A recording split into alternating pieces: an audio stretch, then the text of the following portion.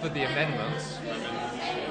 No, I mean the only one that I've seen, I didn't check this morning, but the only one I've seen is the one we made with the members. So.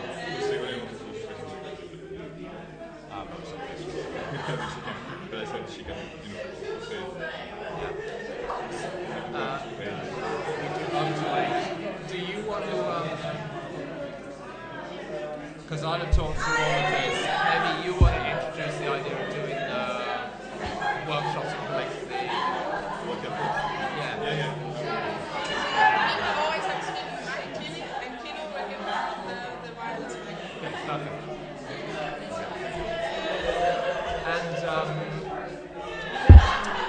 And I'll read out the statements that we've got, but I'm missing Annie's.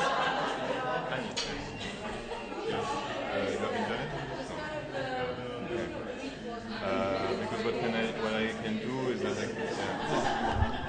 can take some. No, but you need to give me yours during the time when I read it out. Oui, and Rasha and Marika here.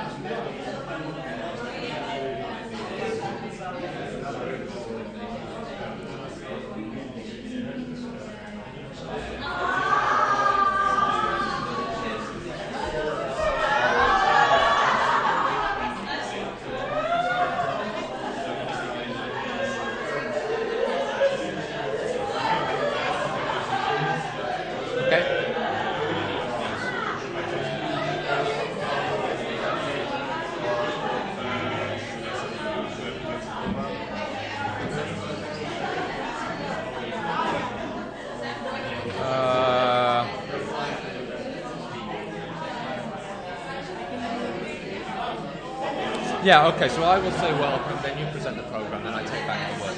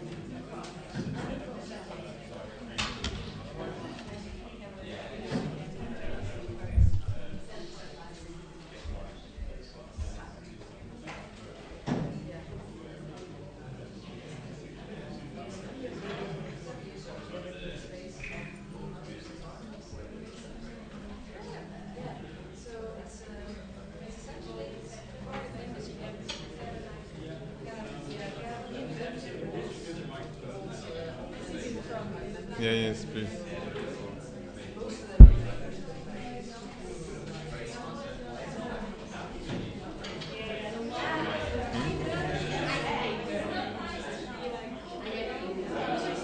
No, no, it's okay.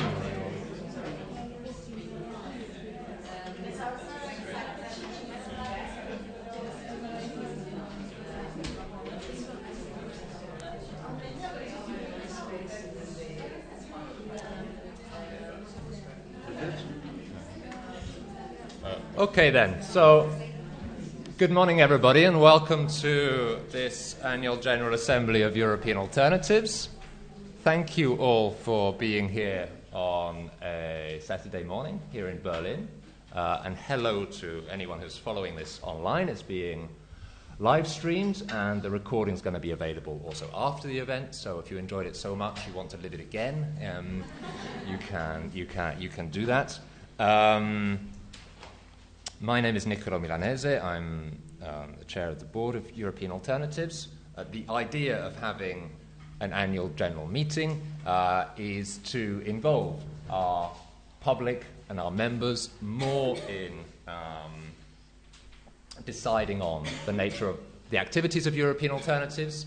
It's to introduce as much accountability and transparency as possible into the organisation, which is a good thing in itself. It also pushes the board and the staff harder to really try and make comprehensible what we're doing, so that people can understand it, can participate in it, can support it.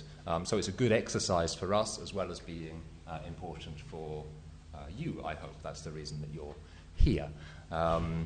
We've got quite a busy morning, so we're not going to spend too much time in introductions, but Martin's going to talk us through the agenda. Yes, so I'm Martin. I'm the network manager of European Alternatives. And yes, so just what are we going to do today? So Niccolo will be first give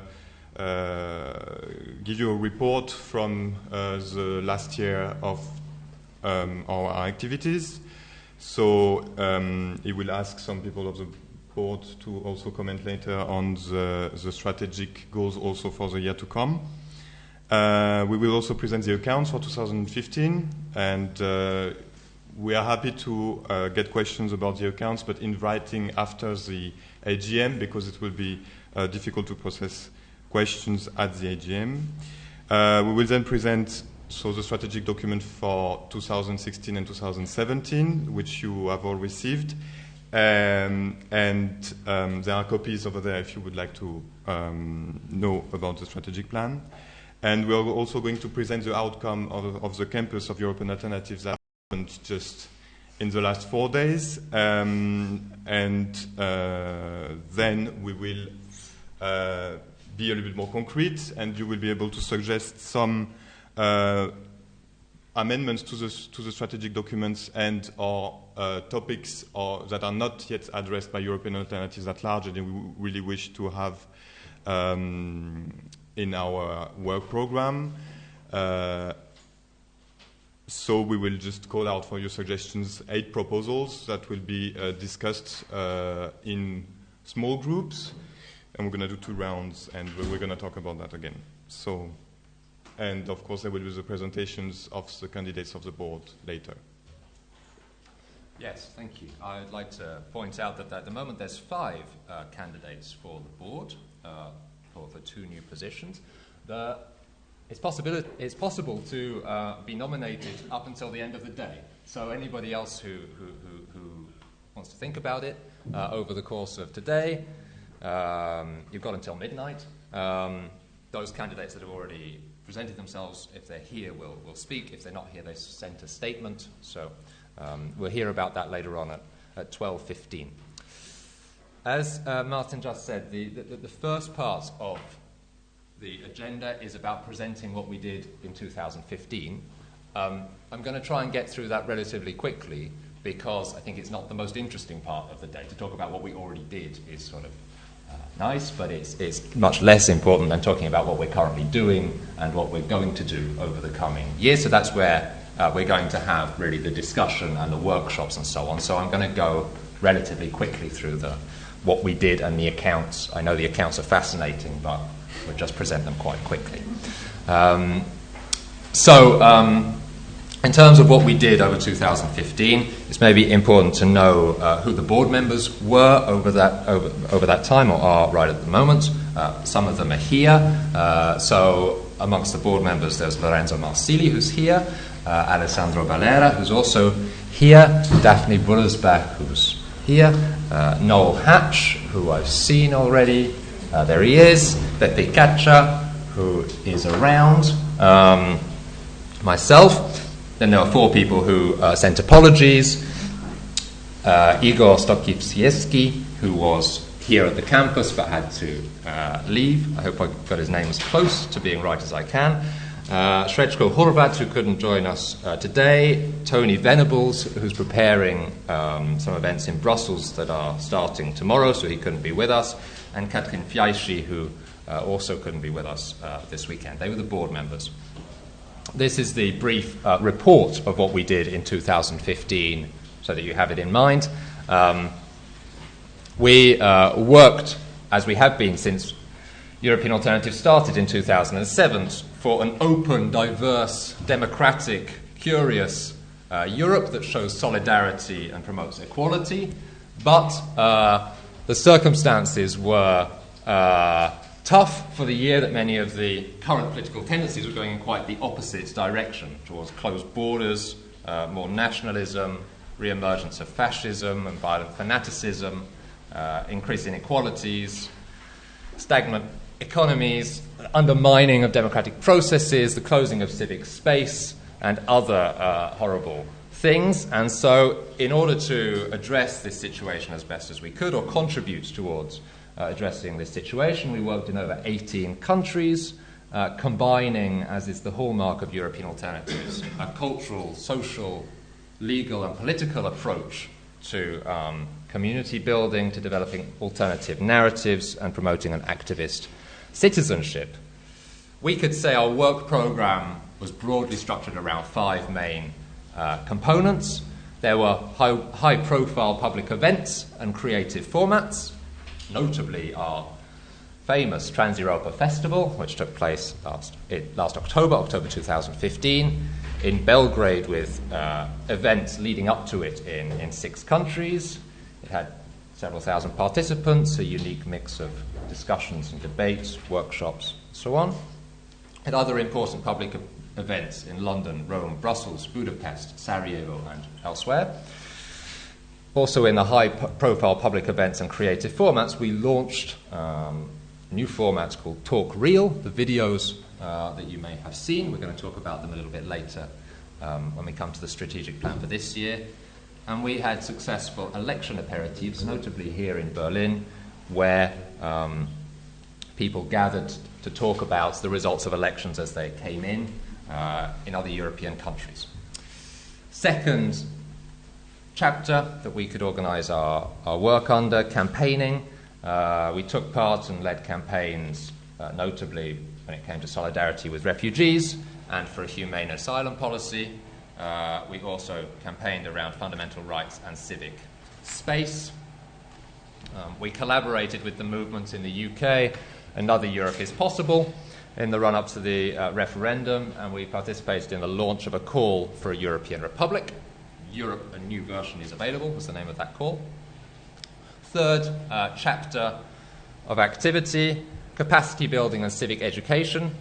Following from the campus in 2014, we developed quite intensively our capacities for training of activists and also school students. And so through the City Rights Project, we carried out training sessions in 9 countries. We produced a school kit that was used with over 1,500 students. And the training was around how to use European citizenship in the broadest sense to advance your rights or to campaign for the civil society organisations. That was the third chapter out of 5. Fourth, network building and expansion. In 2015, we finally were able to recruit a network manager, which is Martin, which we're very happy about, to really coordinate our network and improve the communication inside the network. So network building was an important focus. Following from the festival, network building in the Balkans was an important task, and indeed enlarging towards Ukraine with our partnership with the Kiev Biennale, and enlarging even further or towards the south through a project called Womidan, which was about promoting and protecting women's rights, a project which continues, so we'll talk about it a little bit more, but bringing together women from Europe, Ukraine, and North Africa to look at strategies for women's participation, political participation. And through transnational dialogues, we extended our networks to Brazil and China. It was the fourth area. Fifth and final area, research and publications. We published several research papers in the area of fundamental rights, EU citizenship, and the shrinking space of civil society, notably in collaboration with the Italian National Research Council and several other universities. And the results of those were presented in different places. And transnational dialogues had an important research and mapping component, which is going to be published in the coming year, of grassroots artistic and creative projects throughout Brazil, China, and Europe. So those were very quickly presented, the 5 broad areas of activity of European alternatives in 2015. As I said, I was wanting to go through that relatively quickly because it's more interesting to talk about what we're going to do, what we are doing, what we're going to do. So if we're okay with the presentation, I'm going to move on to the next item on the agenda, which is the accounts. Unless there are pressing questions, strong disagreements, or people feel that I totally missed out some important area of our activity from 2015. Good. The accounts, they've been circulated in advance, and so I'm not going to go through them in detail. European Alternatives is a growing organisation and is getting more complex in terms of management as we expand across Europe and so on. And so pulling together all the accounts for all the different legal entities for today went a little bit beyond us. So what I can present is slight estimations, but there's not going to be very much variation. European Alternatives is quite committed to trying to get all of our accounts fully public from this year. We're going to do that, but what we've got is some slight estimates for the moment. The important things that I'm going to show you, so as not to go through too much detail, are the pie charts. The total activity budget for European Alternatives over 2015 was 870,000 euros, which is a growth with regards to 2014, where its turnover was around about 400,000 euros. So you see that it's expanding quite a bit. Here we can see the proportions of the way that money was spent. You see that around about 40% on salaries, costs, 7% on overheads and administration. It means things like office space, paper, paying the accountants, these kinds of things, and 54% on direct costs, which means paying to do activities. And that's a result that we're reasonably happy with, trying to keep the activity costs above 50% of our expenditure. We were able to do that in 2014 and 2015 as well. 2014, the figures are in this book, so I don't know them by heart. 57% activity costs in 2014, 55% activity costs in 2015. It's been revised to 54%, so not so different. So that broadly gives you the idea of the expenditure. And if we could look at the income, just so you can see, maybe we can move the slide. Yes. There we go. Isn't quite as clear. This big blue slice is government funding coming from the EU in most cases, or EU institutions. It accounts for 68% of the income of European Alternatives. This 8% here is, in 2015, consultancy contracts, notably doing consultancy with URBACT, which is a European program to network cities and share best practices. And we were doing some consultancy in the communication and networking of those cities. This 16% is grants coming from foundations, foundations like Allianz Kulturstiftung or Erste Stiftung. 3% is donations. And this 6% that you see is the contribution coming from the partner organizations in a rather large project called City Rights, which I mentioned briefly. There were universities or other civil society organizations taking part in that project, and they contributed some part of the costs. They made a financial contribution. So there, in broad terms, are the slices of income over 2015. In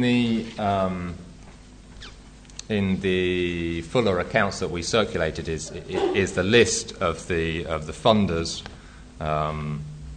so you can see the details if you like.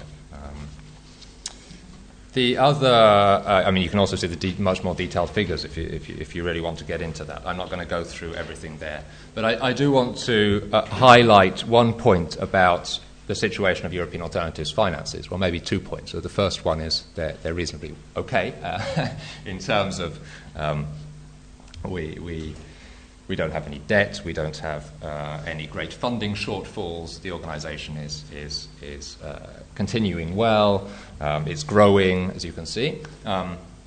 One issue I do want to identify, though, is that the organisation has very low reserves. That's a result of it having almost all of its income coming through grants, which are for specific purposes, and very little, 3%, if that, actually, of its income coming through donations. And the consequence of that is that it becomes very difficult to build up any reserves, because all the money you get is targeted for a project that you have to spend.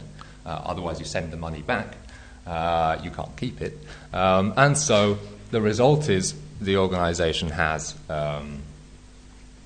weak reserves and less financial autonomy than it would do if we had significant amounts of donations coming in, which would mean it was more sustainable if, for example, funding got cut off for one reason or another, and it would give us much more freedom in terms of what it is we want to do.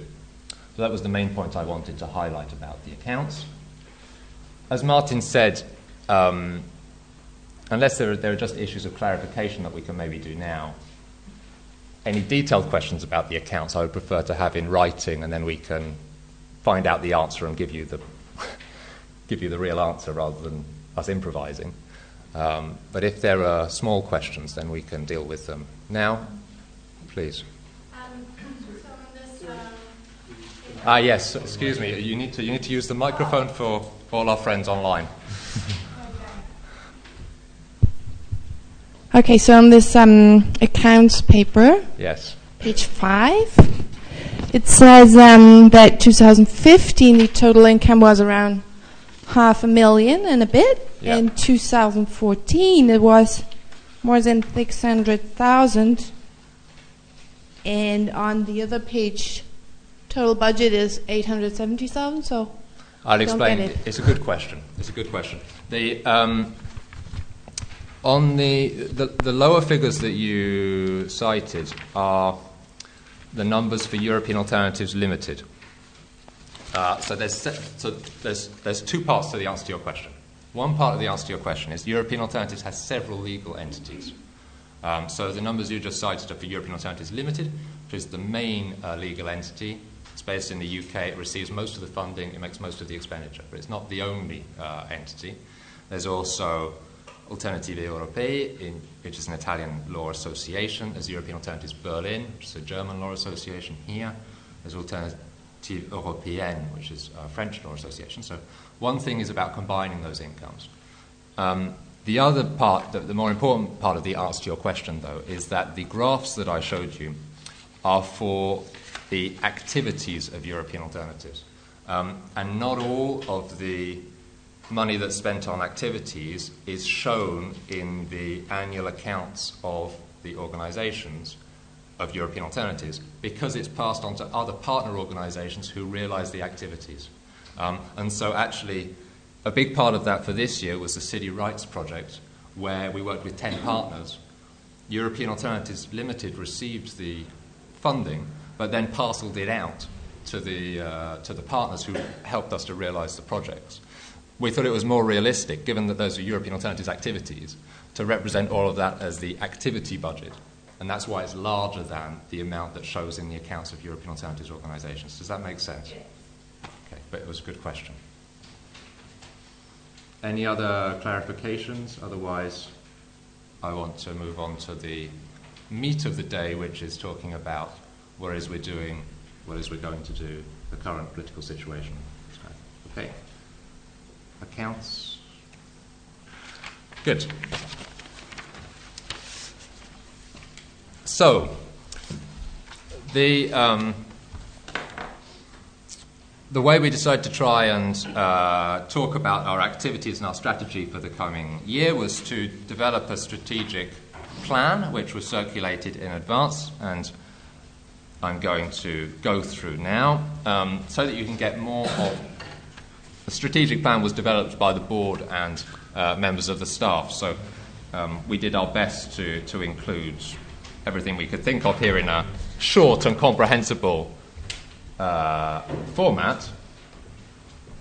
As I go through it, I'm going to try and invite members of the board or staff to comment, to enlarge a little bit on this.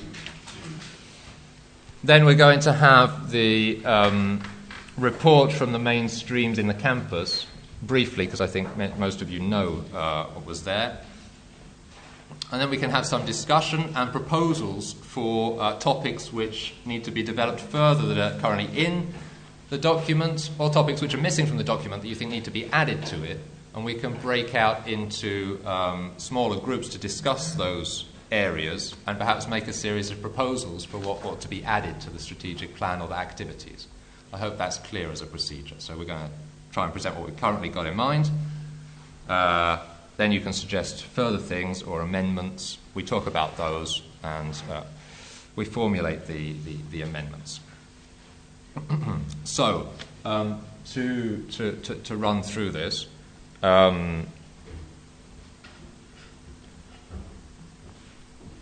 it's titled European Alternatives Strategic Objectives 2016-2017 for a transnational renovation of our imaginations, institutions and actions. It states the purpose of the organisation. Going beyond the nation-state is a condition for promoting a more democratic, equal and culturally open society. And Europe as an idea and as a political space offers a possibility for doing this. This is the vision of European alternatives. As we already noted, many of the current political tendencies are working in quite the opposite direction.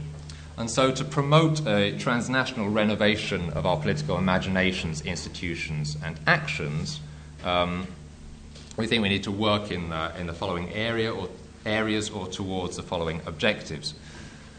Those are to promote creative cultures which question and go beyond boundaries, to promote awareness of Europe's connections with the rest of the world and its global role, to promote informed and critical transnational publics, to share and promote practices of political, social and cultural activism which take account of the ways key issues cross geographical borders, to investigate and promote alternative economic models which are socially inclusive, with less inequality, which promote solidarity, mutual care and responsibility, to work towards the creation of transnational political institutions, political parties and forms of governance which are citizen-led and focused on the common good, to promote a political European citizenship, genuinely free movement, respect of the rule of law, fundamental rights,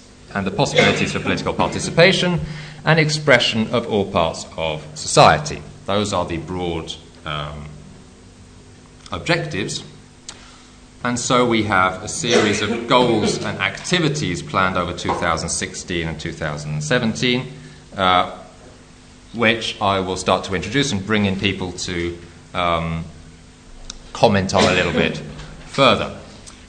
The first goal is to inspire our members, partners and public to co-create an alternative European imaginary.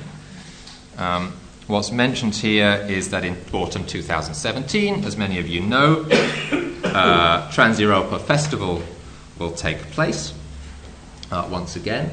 I wonder if maybe Ségolène or Daphne would like to give some ideas about what's in mind for the festival. I don't see Daphne, so maybe Ségolène, and you need to use the microphone.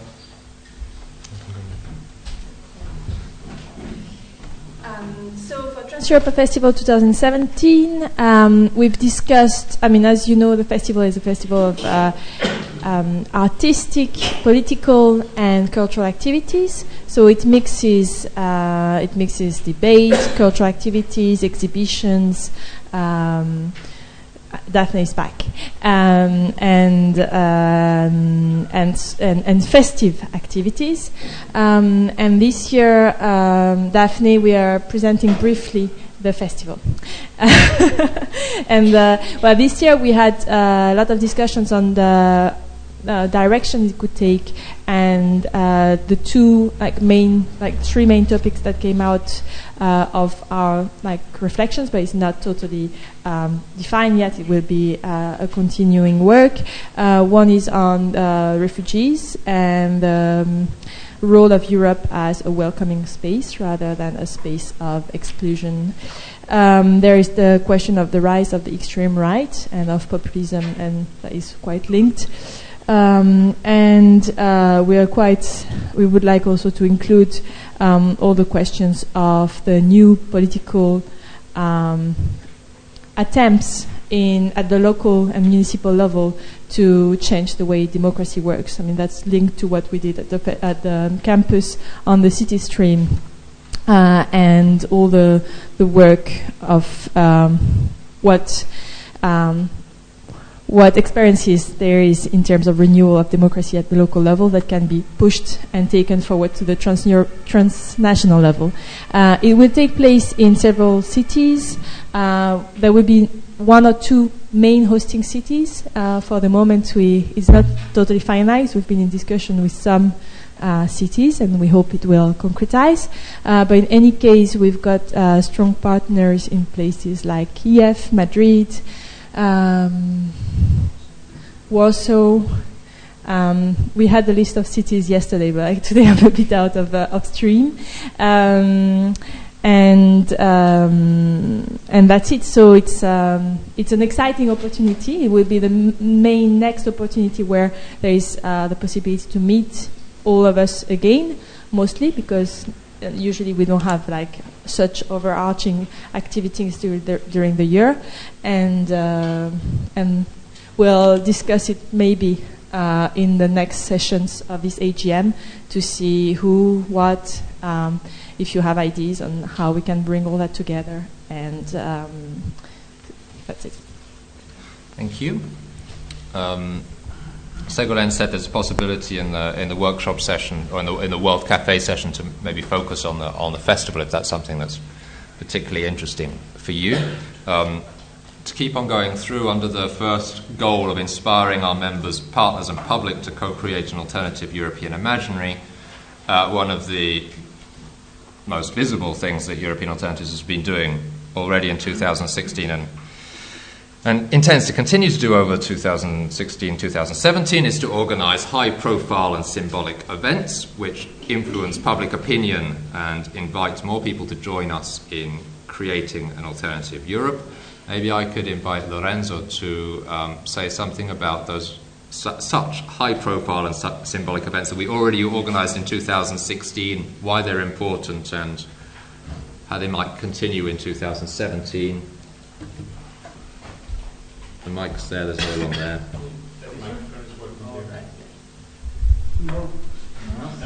No? Ah, right. I want to sit down. Can I stand up? Okay. It's like the 65th Congress of the Communist Party. Yes. I sit down and start giving my resolution. I start banging my shoe on the table when I get bored. No, I mean, very briefly put, I think something fair to say is that when we speak about the imaginary, we speak about imagination, which means art, culture, the importance of a Trans-Europa festival. But we also mean more broadly trying to impact on the symbolic awareness of the political moment that we are inhabiting, that a sizable number of people have. And in especially some parts of Europe, this is a direly melancholic moment when the possibility of a positive change through democratic processes and engagement at the level of the European Union is increasingly seen as unlikely, which leads to all sorts of frustrations and anti-European stances and in some extent, in some conditions also a polarization towards the far right. And so I think it is our duty to try and convey the message that there is an alternative to the status quo crumbling Europe of technocratic bureaucracy and to the nationalist far right-led disintegration of the EU, that between those two equally unpalatable alternatives there is a third European alternative that is possible and concrete. And that is certainly the guiding, one of the guiding stars of our work, but we think that high symbolic, high-impact events help convey that message. And that needs to increasingly work by engaging individuals who have a symbolic weight. These may be cultural figures, it may be political figures, it may be inspiring mayors, through whom and with whom we can try and reach out a bit beyond our bubble, a bit beyond just the activist crowd or the crowd of the converted who think that a third European alternative exists. An example that we can give from the recent months is actually a pretty successful event we organized in Rome back in March with a host of individuals from Yanis Varoufakis to Marisa Matias, who had just successfully run for the presidential elections in Portugal, important members of the NGO and third sector world, some important writers and artists, people whose names would resonate in people's minds because they have a certain degree of fame, and we organized a political talk on the situation of Europe and the need to democratize the European Union, together with a 16 members orchestra that was playing classical music as well as more advanced or contemporary tunes. And it was a celebration that actually had an enormous impact. We have 250 pages of press review for that event. We've got coverage on 4 or 5 different national channels. And that's the type of activity that we want to do more of, either through large-scale events such as this one, complex to organize, a bit expensive, or even through punctual activities, such as one that we organized only a month and a half ago in Venice with the participation of the mayor of Barcelona, Ada Colau, and the mayor of Naples, Luigi De Magistris, which, because of the symbolic power that these figures represent, was also quite an extraordinarily successful event. 35,000 people watched it live on Facebook Live, on the streaming, and we want to really do more of that. We think it is our duty to say that, look, change is possible, and one way of making that clear is to engage high-profile speakers and do high-impact activities such as these, also in 2016-17. Good. Thank you. The second goal and set of activities is around building the capacity of our members for new forms of transnational activism. The campus that just took place these last couple of days, and we'll hear about the results of at the end of this sheet, is obviously an important component of that, as was the Create React program of training, which was part of the City Rights project that I mentioned earlier on. In terms of currently planned activities over the rest of 2016 and 2017, the themes that they are touching on, where there will be moments for members and others to network, get some training, think about common platforms and campaigns, are around the themes of commons and common goods, notably through the Commons Assembly, alternative economic models, migrants and refugee rights, women's rights through the project Womidan, which I already mentioned with activists from Ukraine and North Africa, and youth policies. One of those that's, I think, of interest to a number of people here is the Commons Assembly. I was hoping that maybe Sophie would be here to say a couple of words about it, but she isn't. But I wonder if, Daphne, you're able to at least tell us what it is.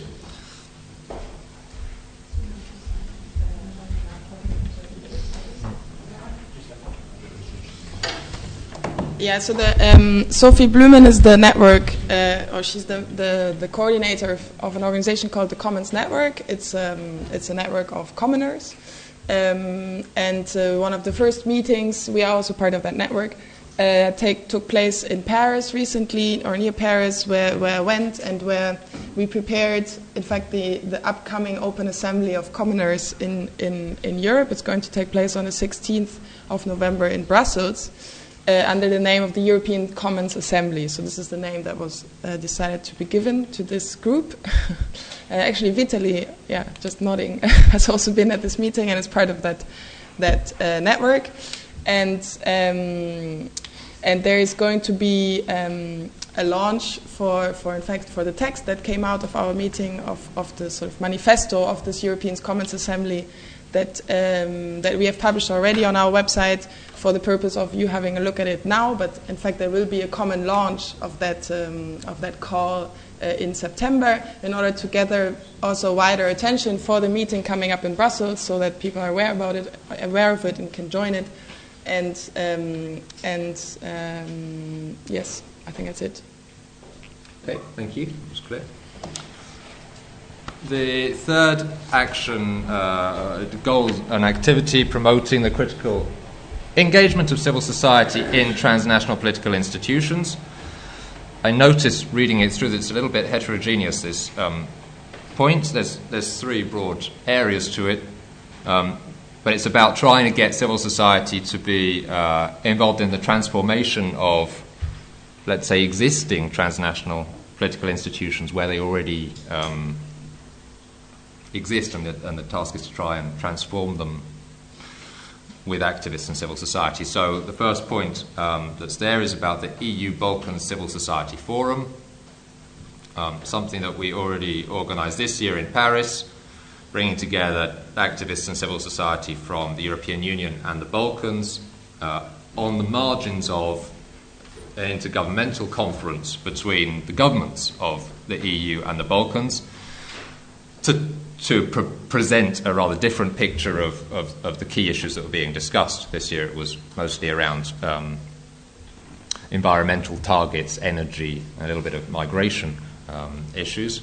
Next year, the governmental summit is taking place in Rome, and we plan to have a whole series of activities with civil society leading up to it, and then, again, being on the margins in Rome, so a series of activities in Tirana, Skopje, and then Rome. The second part of us promoting critical engagement with existing transnational political institutions is about taking part in some networks that already are working for that, notably Civil Society Europe, which is a kind of network of some of the biggest civil society organizations throughout Europe, and tries to provide a platform for civil society's voice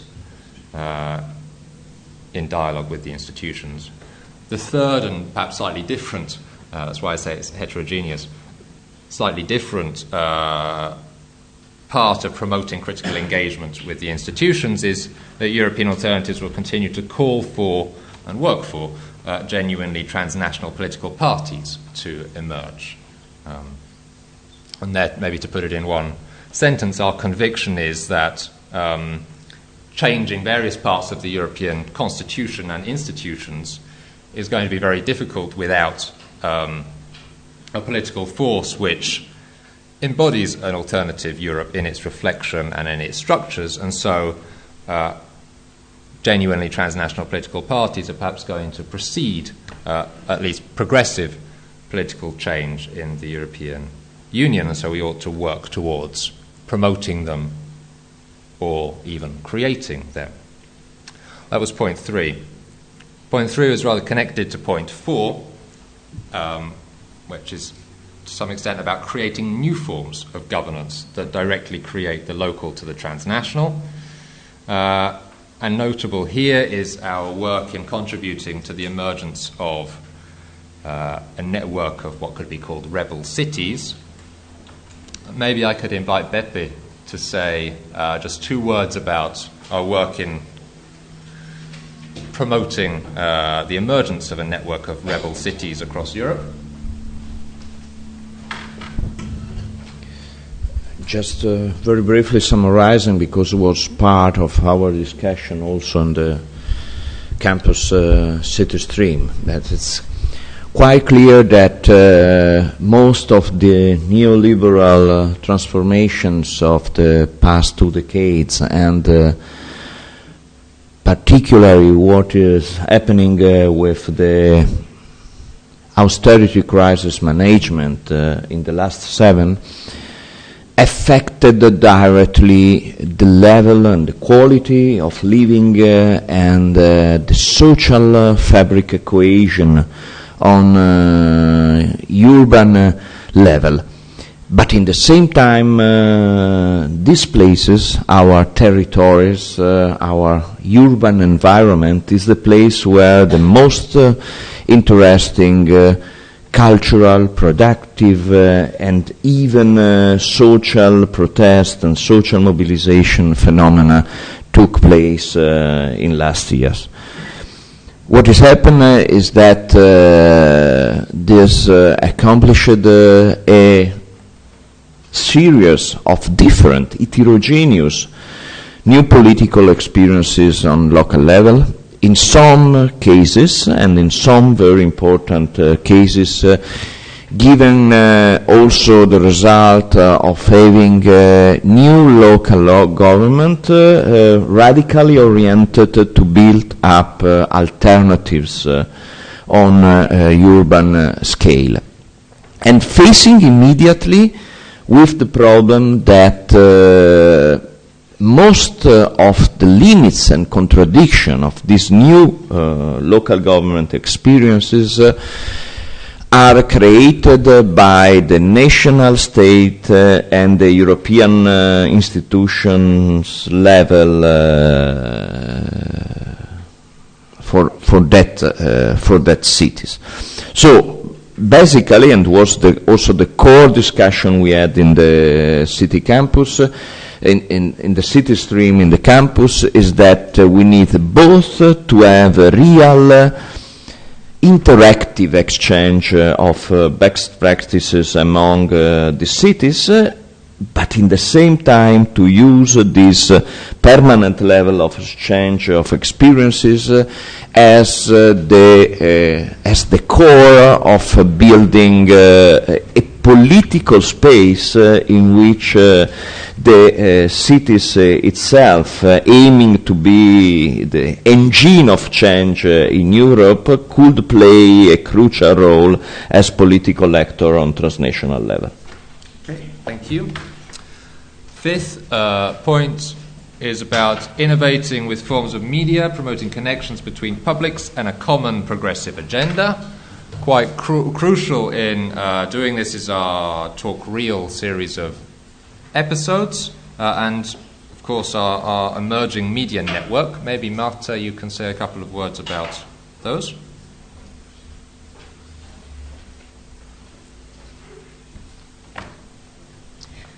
I'm Marta, I'm Communication Officer at European Alternatives, and regarding Talk Real, during the campus, we filmed an episode about these realities and local realities at the European level that are working together, trying to construct this European space that Beppe was mentioning, and it will be released in the next weeks. And regarding the media stream in the campus, we discussed mainly two things. The first one is how to help journalists and alternative media platforms already working locally in their realities around Europe, how to help them work together and create a network of exchange of content, dynamics, best practices to help them reach more audiences. And secondly, we discussed we try to give more shape to the content of a transnational documentary that we are producing, European Alternatives producing in 2017. And with the participants in the media stream, we try to give shape and content to how this documentary should look like. Thanks. Sixth point on the strategic document, expand and share knowledge of crucial transnational trends. It's highlighted here that we have two projects we're taking part in, Horizon 2020 projects about promoting solidarity, one of them, transnational solidarity, and the second about the impacts of inequality on the political attitudes of young people throughout Europe. So those are two elements of research we'll be taking part in. We're going to work towards creating an observatory on the far right, fascism and fanaticism. That's a very relatively recent idea, and so we might want to think more about what that's going to look like, but I think we're all aware that there seems to be more activity on the far right. And so our idea was to try and firstly observe it throughout Europe and share information, and secondly think about strategies for understanding and eventually combating it. And the last part of the sharing knowledge is around transnational dialogues and the results of our artistic exchanges in 2015, 2016. There'll be a publication coming out of that. I wondered, Luigi, if you want to say a couple of words on that publication. Hi, hello. My name is Luigi. I've been coordinating transnational dialogues for a few years. The program started in 2011 by European Alternatives. It is an exchange program across Brazil, China, and Europe for artists, architects, designers, professionals from various fields, and also political activists. The main goal of the program has been that of creating or strengthening links among individuals and organizations throughout the free areas, and also to create a global vision on political, economical, and social issues that is able, hopefully, to generate new tools, new forms of actions, and new visions. In the past 2 years, we have been researching on two main themes. The first theme is marginality, and it's represented by a section and a research module called Marginalia, which is about politics and artistic context created in the margins, from the margins. The idea is to try to mix, to scramble things, to scramble ideas, shake the current stall that is very much evident in the political and economic fields. And the second theme is collaborative and sharing economies. We developed a module to crowds and empires, being us, the crowds, and being the corporation extracting values from the sources that we create as commons, such as online tools, such as released under Creative Commons, and they are driving all the profits. And to tackle this and how to new form. This publication will be available by mid-September. We're going to print a few thousand copies, send them to our partners across the three areas, to publish it on the Transnational Dialogues and European Alternatives websites. Excellent. Thank you. With that, we've got through the beat, and as I promised, shortly we're going to start to be able to discuss it, but hold the points in your mouths for another couple of minutes while we add into what we've just heard some more of the results from the campus that just took place. I think we already had the presentation of the results of the media stream as part of the presentation that Marta gave, but there may be some further points coming from the other streams just to bear in mind. So, Daphne, maybe you can quickly present the activism stream results.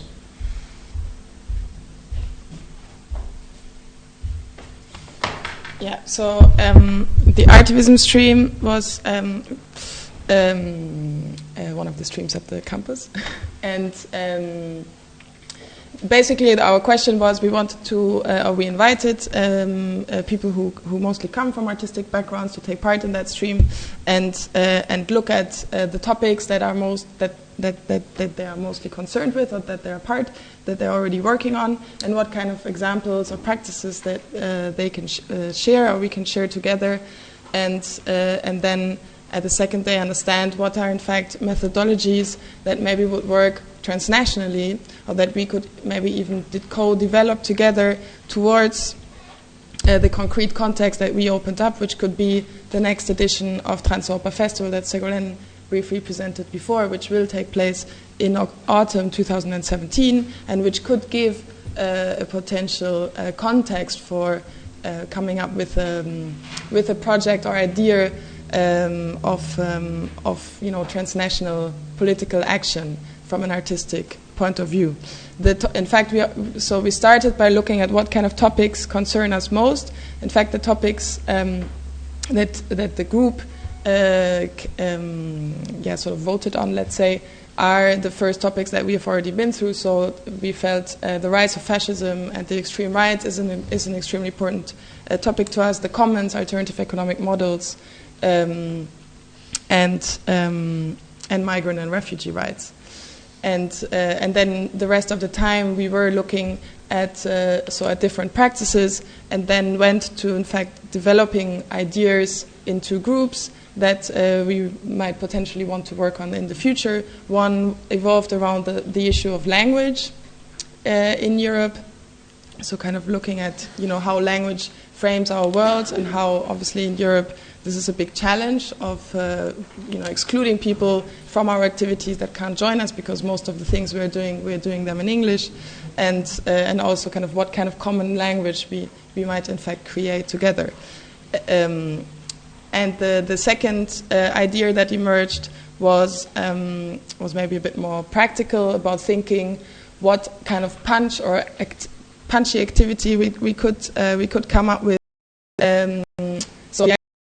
We could think about creating sort of very dystopian headlines in a way in a newspaper format. They're massively metro stations. And sort of putting people into or triggering people into thinking, that our feeling was that close to, to falling apart of Europe, that maybe we have to put people even one step further and kind of making them realize maybe what we really lose if we're not against the status quo that we're in. And, kind of linking that maybe with methods of invisible theater and so on. So this is kind of the discussions we had. And I will summarize it more or less. Yeah. Okay, thank you. From the network stream, there are further points to add to the...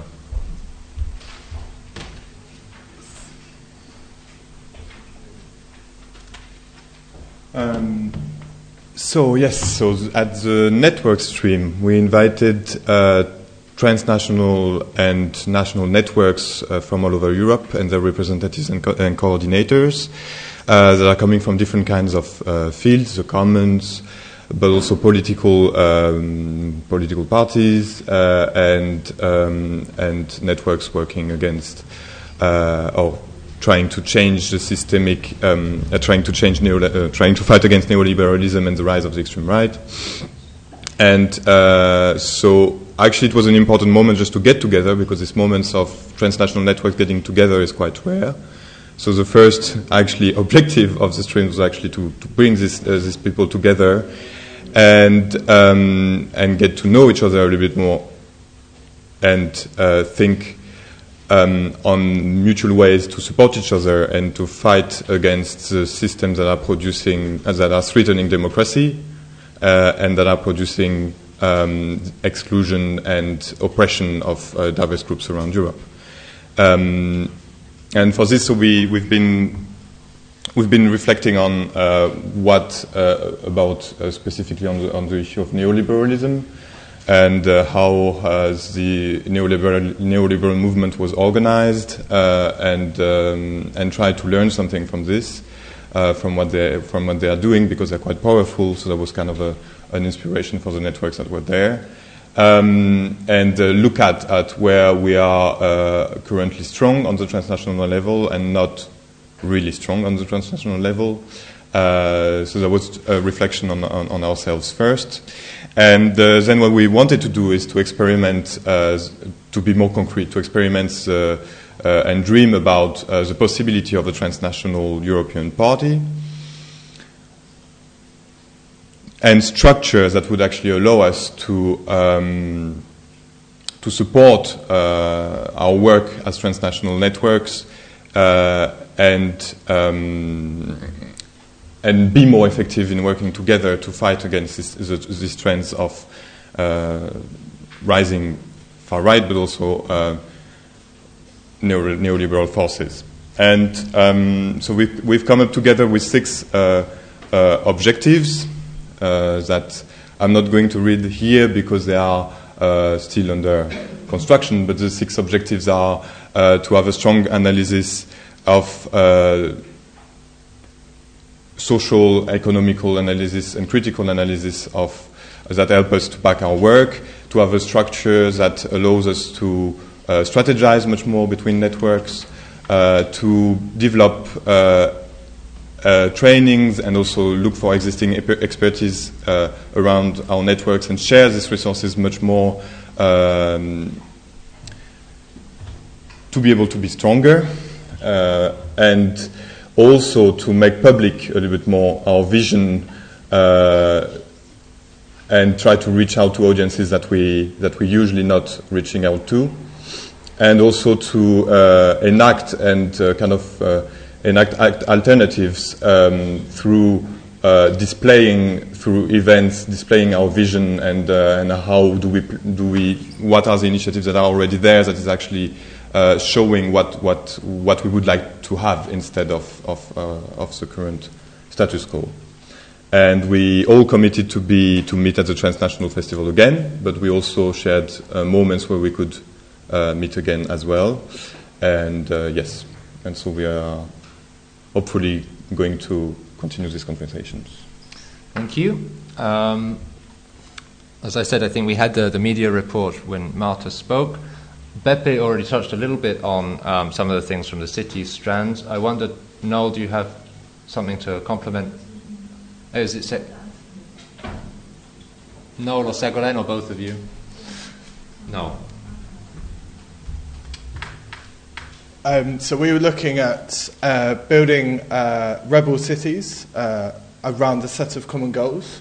And from the discussions we had, our theory of change was that the type of network and collaborations we want to build need to reflect the type of cities we want to build. So inclusive, transnational, and creative. Inclusive, that there are different groups working at a city level that want to develop new models of solidarity. So that could be city governments that are trying to develop radical politics, might be civic platforms, might be social movements, and other organisations. We also recognise that there are groups that are at different stages in trying to develop those models. So some cities that are already at the stage of implementing, and other cities that want to start that process. And transnational in the sense that cities can share and tackle challenges together. So we've organised, mapped out a series of events that we're each organising where we can intervene, and also want to look at a series of visits to cities where we actually tackle challenges that matter to the network, as well as leading up to the festival where there would be a wider intervention. And we've also made a series of individual commitments around mapping the practices in our city and being able to share challenges we're facing to be able to help each other. And then working in a creative way, such that the way we try and develop those models is also influenced by the transnational. So the priorities we're looking to work on, whether it be re-municipalising services to developing new models of welfare and welcoming refugees, have got a very local component, but they've also got a transnational component. So our open invitation is obviously to groups that are working in other cities that want to join us, but also actors working at a transnational level that can also play a role at a city level to try and tackle some of those issues, because they all cross borders. And that was what we came up with. Great. Thanks very much. So we've thought of a way of trying to propose, have you propose amendments or additions to this document, or other resolutions that you think that the AGM should consider. Martin's going to explain that in a second, but before we get to really trying to look and work in the World Cafe setting on potential resolutions, amendments, and so on, I think it's important that we have a moment to reflect more generally on the whole document that you've just heard, and maybe people have a point to make as a general reflection, because proposing European alternatives right at this moment is something that many people, perhaps outside of this room, regard as a kind of utopian activity. It's not at all obvious to know how to go about it. Here what you've heard is what European Alternatives has been able to imagine and try to put in place so far to really promote an alternative Europe. But you may think we're going in the wrong direction, or there are things that are totally missed out. So I want to leave now maybe 10 minutes or so for general discussion, if there are points that people want to make, before we go into more focused ideas for resolutions and amendments. Alessandro. It's fine from there. Hey, good morning to everyone. My name is Alessandro Valera, and congratulations to European Alternatives. I used to work here, and I think that in terms of governance and transparency, we're miles ahead. I had two elements to add to this discussion that I think are important. One, since we're talking about symbolism, next year is also 10 years of European Alternatives, right? So I think that whatever program we make, it's really important to communicate this and to use this as also a chance to gather around all the different people that in the last 10 years have come across us and really like build them into a movement. So I think that either the festival or whatever we decide, there should be one big flagship event that is 10 years for European alternatives, for us to reflect on what has worked, what hasn't worked, and what the next 10 years are going to be. So make it a point of reflection, but also of vision. So I think it should be included in the strategy.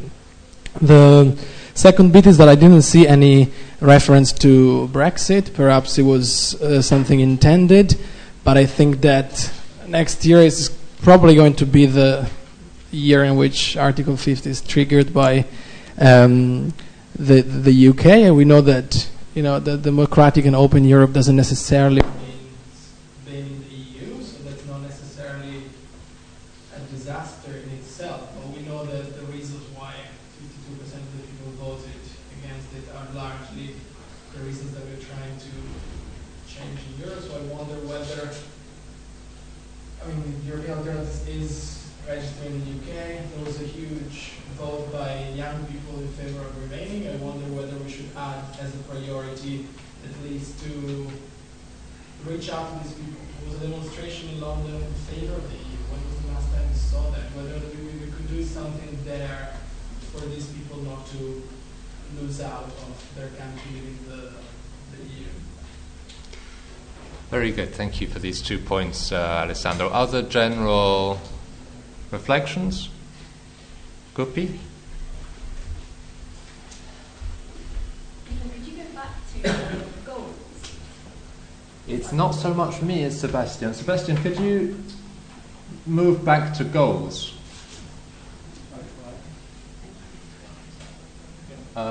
Is that that's what you mean? Yeah. Yeah. So how do I? So I think these are really excellent goals, and I just feel like I would like to know more from the team, I guess, in terms of their theory of change, which I think I'll describe somewhat in these goals. But where do you feel? What are the priorities of European alternative diversity? And I'm just really keen to hear about the definition of diversity and how the team feel like they are doing with that, and what they could be doing more of to open up diversity, both within the team, the board, the history of the organisation, its activities, because I feel like actually the analysis could be strengthened a lot more by engaging and adding into some of that, some very open analysis around decoloniality, anti-oppression, liberation, and some of the practices that real people who experience actual, are experiencing xenophobia and they're experiencing racism and experiencing sexism and ableism and classism on a daily basis actually feel. And I'm not convinced that the goals that are there at the moment are meeting those needs. Yeah, I think this is an excellent point. I don't want to speak on behalf of the team entirely, if other people want to come in, but what I would actually want to suggest is that you may, when it comes to the World Cafe section, want to have a session on this, because I think that, and maybe even lead that, because I think I can speak for all of us at European Alternatives when I say we think we're, in a way, not doing too badly when it comes to geographical diversity. We're active throughout Europe, we've got members throughout Europe and so on, so that's not too bad. Gender diversity, there's undoubtedly work to be done, but my overall assessment would be it's not too bad. Where I think we're all aware that we're not doing as well as we ought to, or we would like to address, is when it comes to ethnic diversity, racial diversity, and also to some extent class diversity, although I hesitate to make judgments about which classes people are from. So that, but definitely when it comes to ethnic diversity and racial diversity, that's an area we know we want to work in. It's not such an obvious area for us to know how to approach, also because one of many issues with calling ourselves European Alternatives, although I think it's an excellent title, sometimes it does sound a little bit exclusive to people who might not be sure whether to class themselves as European or not. and that's something, therefore, that we need to address in a strong way to show that no, we don't mean European in that sense. We mean it in quite a different sense. And so, yeah, my suggestion is that we have a session on that in the World Cafe, and we do make a proposal for. Can I decide that I'm happy to be part of that conversation, but I really think it should be led by one of the team members? Okay. Ségolène? Don't take it as an excuse, because we've had this discussion many times within the team and within the organization. I just wanted to point out that there is a question of, I would say, resources and time in terms of really engaging with, some groups. We've done it, we've made attempts. Actually, the festival has been quite inclusive because we've worked for the festival at the local level with different teams, organization, groups that are not people who are in this room. We've worked with homeless people to build with them the walks in the festival, with underage migrants, with refugees who have come, spoke, be part of the activities. We've been, well, you wouldn't say it's not someone from, because she may be considered as one of the ruling person, but with the first black minister in Italy. We were working with them with her as part of the Open Access campaign. That was a campaign on access to refugee centers since years, and when she came into power, we were still supporting her. She was widely attacked in the press in Italy and so on. So it's not. I'm not saying that we haven't. We have performed and saying, but it's really a concern that we have, and we've tried. In many ways, we have involved people. If you would go to the Transnational Dialogues project, most of the artists that were involved are people who are very low level of income, from indigenous marginal parts, and who are struggling with 3 different jobs. But it's not necessarily the easiest place to involve people who have diverse experiences of life and so on in all of the settings. And in coming to, I think we should and we continue, but you mentioned the campus and so on, involving in activity as such as the campus may not be a priority for many people. Maybe I don't express it well, but I'm saying that I just wanted to explain what we've done and what we continue to try to do, but that it doesn't really necessarily reflect in all the structures. And if you have suggestions on how to do it better, of course. Okay, so let's try and have a session on that in the World Cup. I saw Marta was holding her hand up. Kino, sorry. I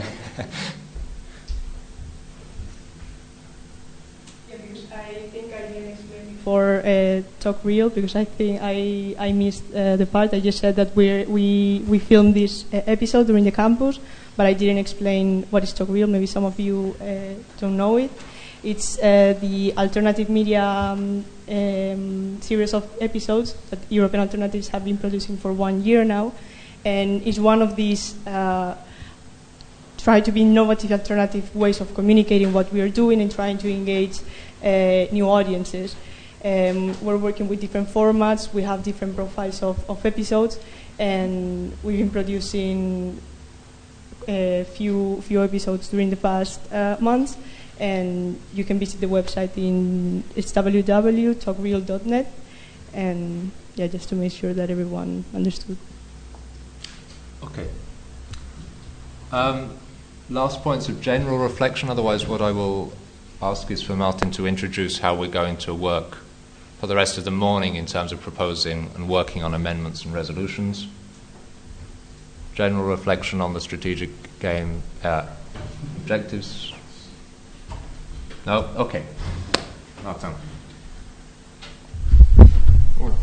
All right, so let's get active a little bit. before we all, it was, I think, a very important moment to actually share this to you. And we have already, I guess we can already draw a couple of suggestions for further discussions right now. So the process now is that we have approximately 1 hour, maybe a bit less, but approximately 1 hour. What we are going to do now is that I'm going to take the flip chart that is over there, and I would like to bring, like every suggestion that you have and you wish to discuss, I will write them down. We have a few already from what came up right now, and then the groups. We will do 8 groups, and we will do a maximum of 8 proposals, but we'll see how many proposals do we get. But at best 8 groups that can spread in the different. And so we have a room here, we have a room here, and so 2 groups can be there, and 6 groups can be here in the main room, including 1 around the table. And we will have 2 rounds of discussion of each 25 minutes. It would be good that if the people that have participated to one discussion then move after 25 minutes to the other discussion of their interest, of course. And there will be 1 moderator per stream per group. Still the campus in mind. And so just to answer Guppy, the moderators are actually the team members. So to make sure that we are we're actually taking really into account what is going to be discussed. And so I encourage the moderators to take the notes of what's happening in the rounds. Is that clear, or is there any questions about that? Good. Yes, and we should move our chairs into small circles inside the room to be able to discuss, of course. So I will just.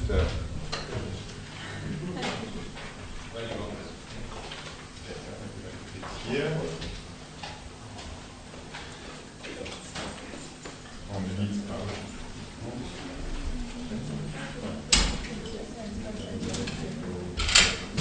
All right, so there was suggestions of Guppy, if you would like to formulate it in short, reflection of the team and of the whole network on diversity. Maybe genuine inclusiveness? Yeah. Sorry? Maybe genuine inclusiveness rather than diversity. Okay.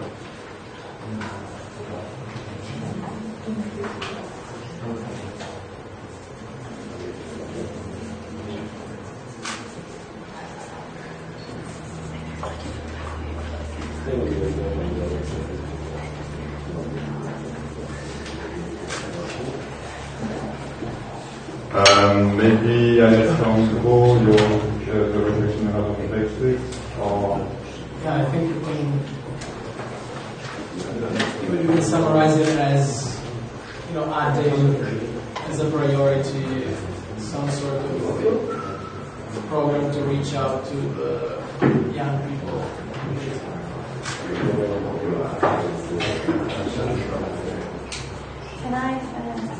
Yes. Can I suggest to open it up to anyone who wants to participate in that, because I was part of the campaigning, and it was not just related to young people. There were a lot of people who really want to continue transnational dialogues. Right. Yeah, let's open it up. Okay.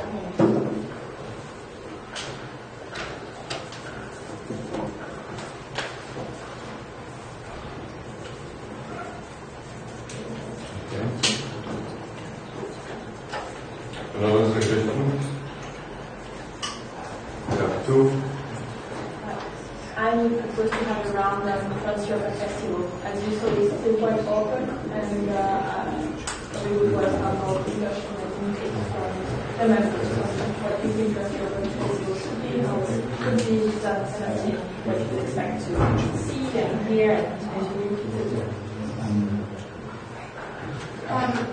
In connection to the Brexit, I'm wondering whether it's interesting to think about other external opportunities that may come up during the year to reach European alternatives.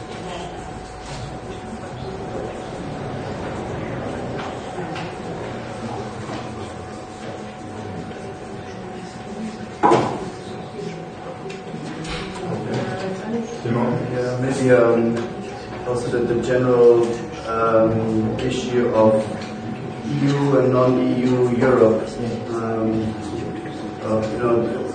It is not impossible that Brexit does actually trigger more than just an exit of one country, but the actual disintegration of the European Union.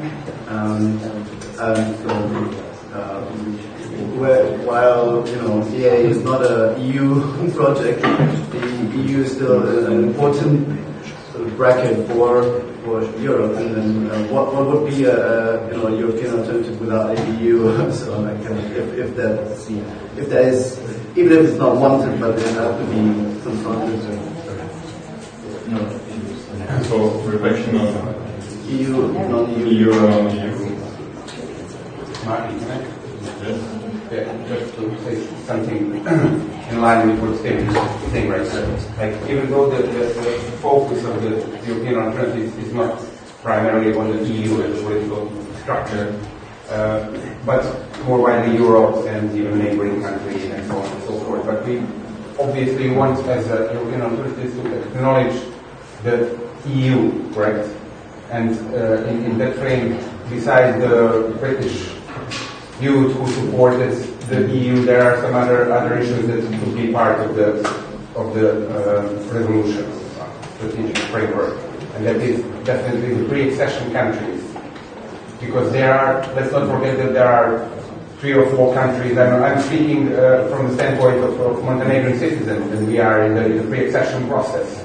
But it's not only Montenegro; it's also Bosnia is there, Serbia, Albania. So from the Balkans, there is a lot of work from the little countries who are trying to get to the EU and who are also accessing NATO. Okay, NATO is not the focus here, obviously, but the EU is.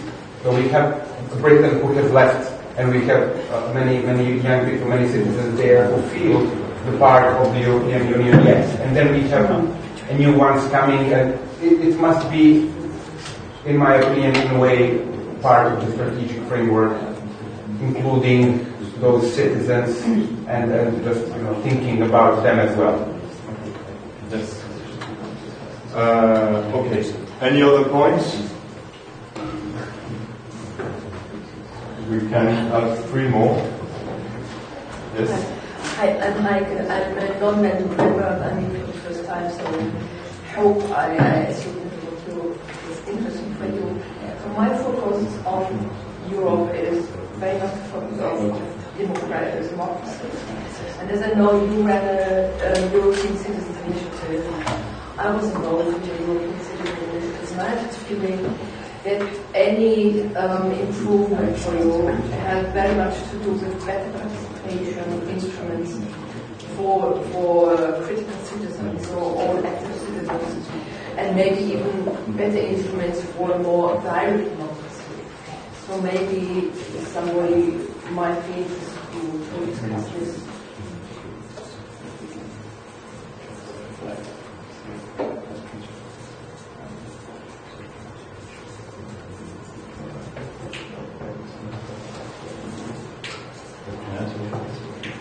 All right. Any other suggestions?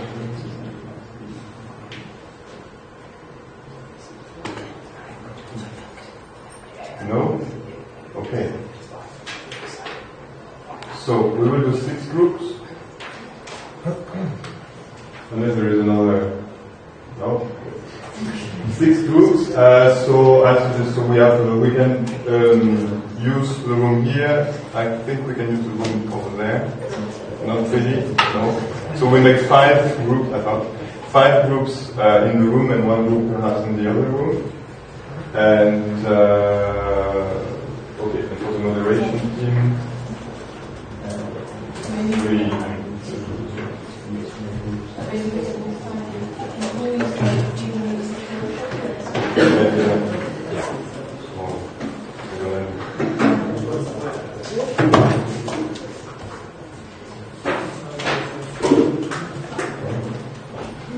Opportunities for the year to come. Daphne.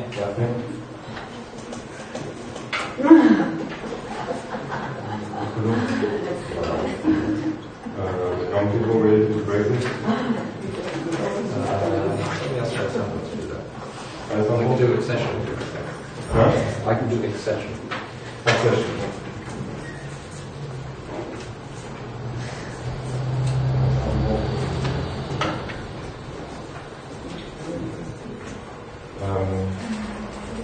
I can do inclusiveness and democratic participation, and Marta or Josefina, which is here. Yeah, would you be? Yeah. Okay. All right. So for the moderators in particular, so that we have some output that we can also vote on. The voting is after this AGM of the workshops. It would be good if we can actually get a written change for or addition to the strategic document. So there's these forms which are here, which provide a template to be filled out so that the results of your discussion are formulated and then they can be included in the strategic plan. Exactly.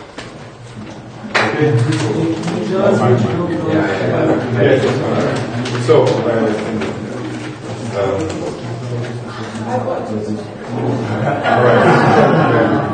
so Daphne, for the opportunities for the year to come, we go on the room that is here. I think for the priority of young people with Brexit, we do it around Alessandro over there. Nicolas, you can stay on the main table. Ségolène here, or here.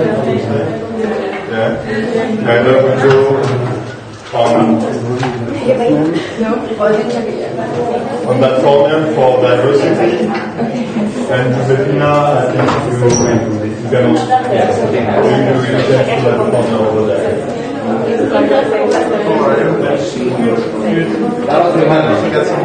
have 25 minutes for the background. The second one is over there.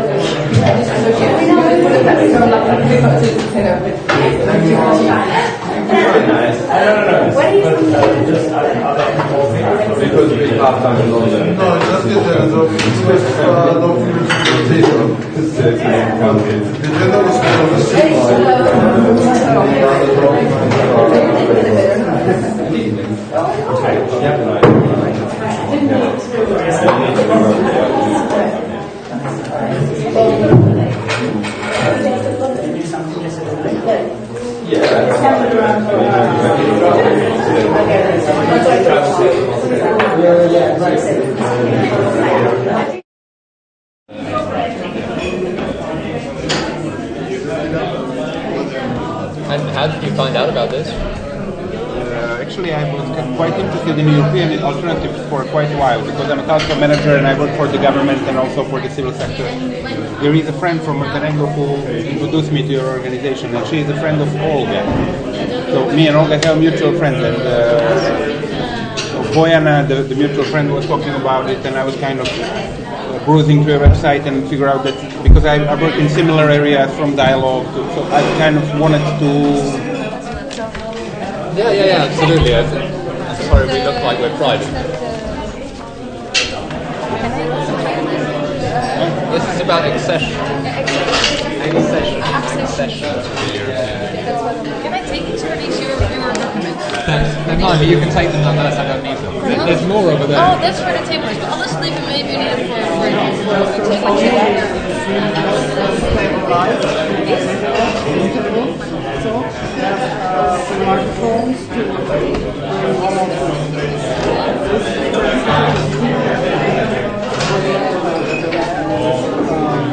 Is it possible just to turn the microphones off?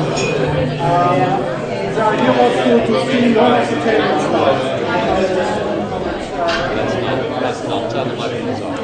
No? I prefer if you turn the microphones on. Yeah. Turn them on. Thanks.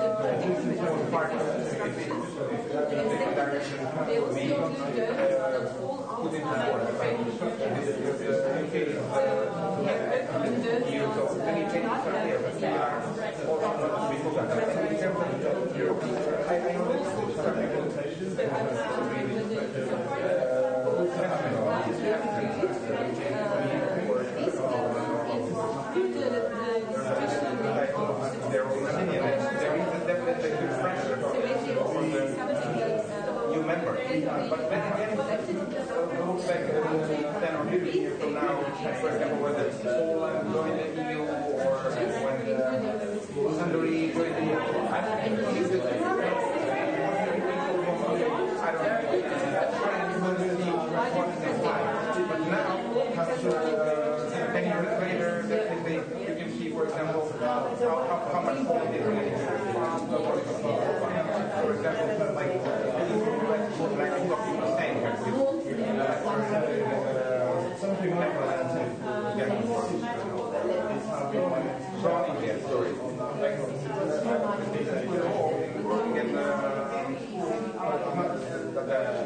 something they have done it's like they travel for one semester and they're not coming back. I mean, they're coming back to that they're maybe from Netherlands, of course, which is, I mean, I can that the Westerns, they come out in more than Eastern European. But then again, there are all these other sectors emerging. A lot of people from the West are living similar in Germany, in the Beltway, which is not the EU, and so on and so forth. So not, in my view,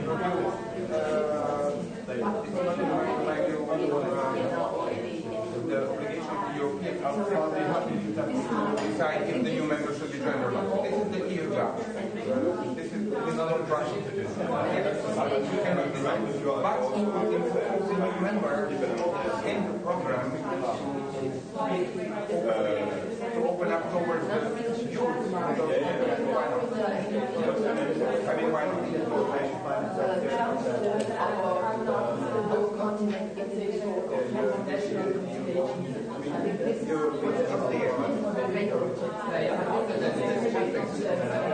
One is we talk about including people. To be honest, I think we've done a bad job of that. We can do it more, we can make it, but I think what's more interesting is what should really be the strategic reflection of European alternatives about, on the one hand, the fading attraction of the European Union to accession countries, and on the other hand, I think you're right to bring out that inside the European Union there's increasing resistance to any further enlargement.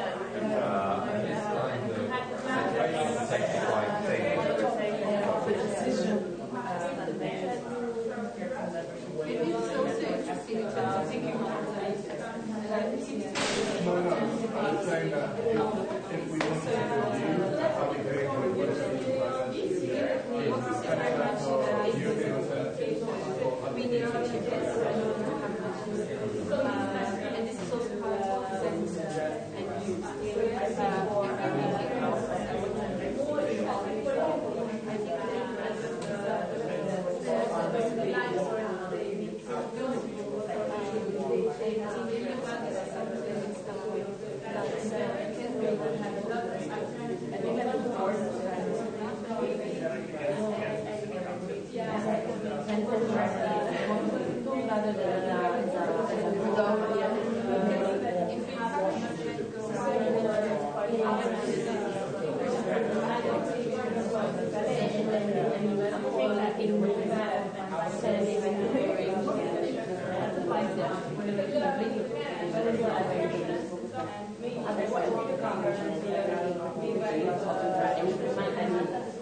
One of the work programs is also refugee migrant rights. That is also very part of the participation of the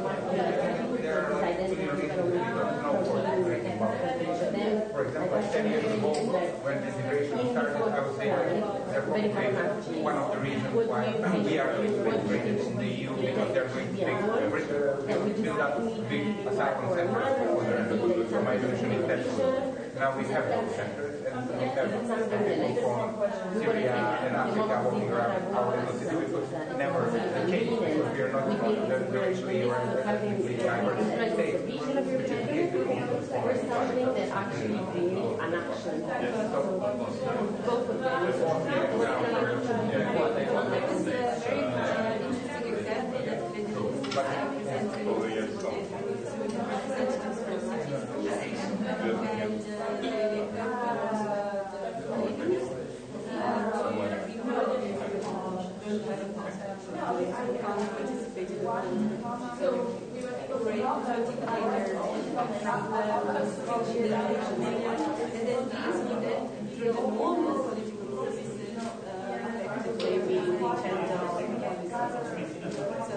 and I think this is a very crucial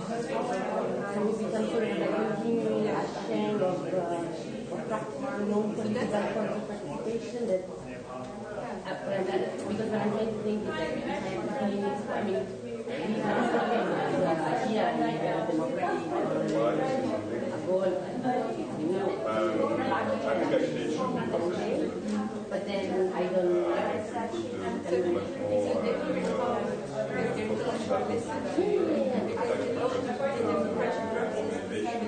And I think that's very important. And then we do what I'm asking is because we're going to propose arbitration or amendments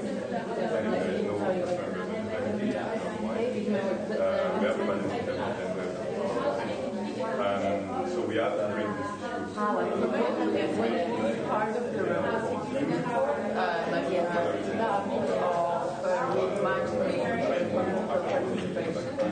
so often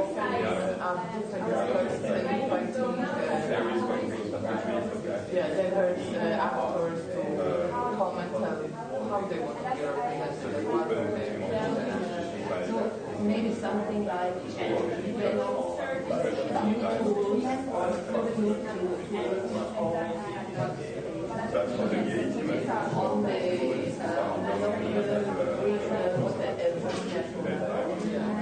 and exchange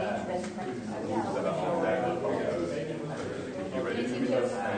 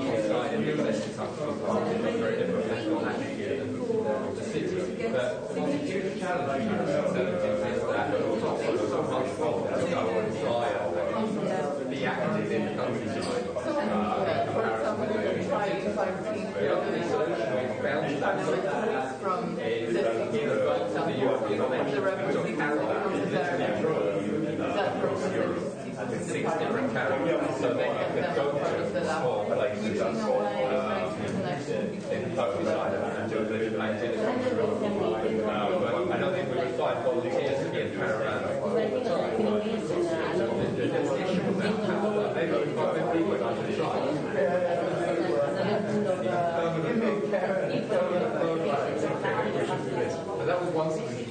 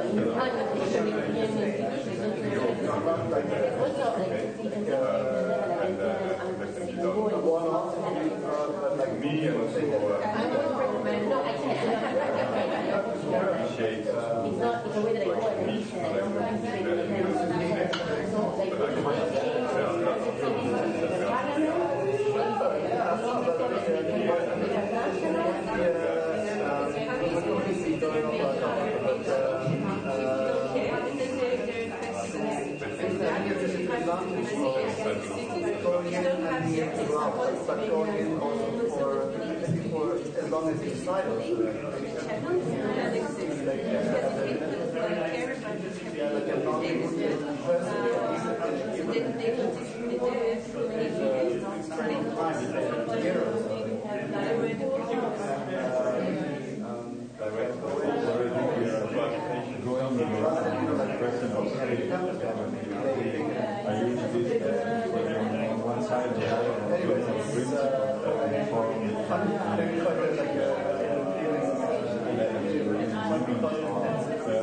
Very much locked in what the civic politics here and on the other side, the local practice,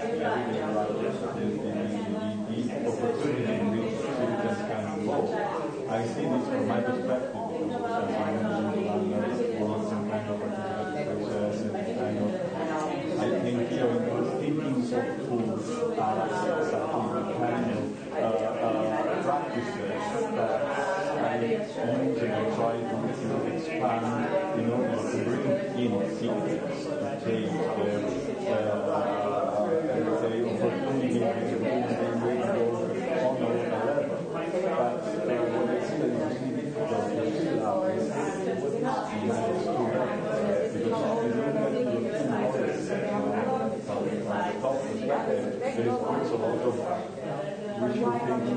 theoretically a very good idea that it's there, but then you have the national levels and all the levels that are in between until you get to the people being involved, boundaries, which are interesting principles, but they are constrained people to this dimension. I think that we have a lot of we have a lot of interesting principles and we have how and how basically we can work in this connection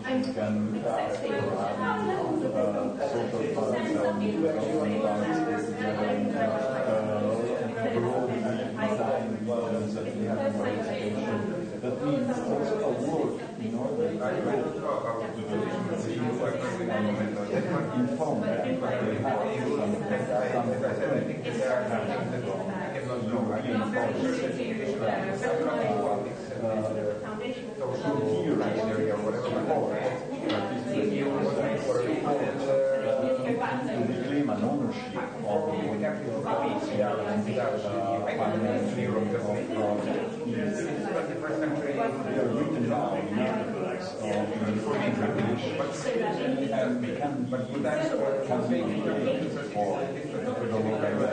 if we have the EU Balkans that is all great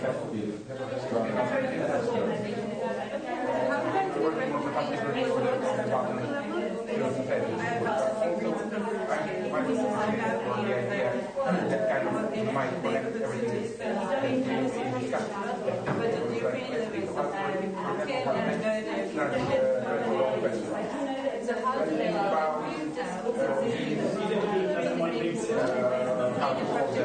neighboring EU or specific about these people, whether they're in Montenegro, Switzerland, or the minority in the UK, but I think it's really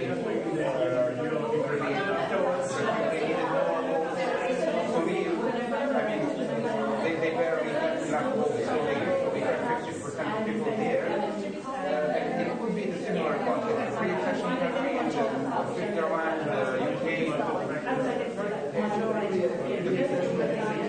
exit country, the accession country, and to have a section of countries devoted to those.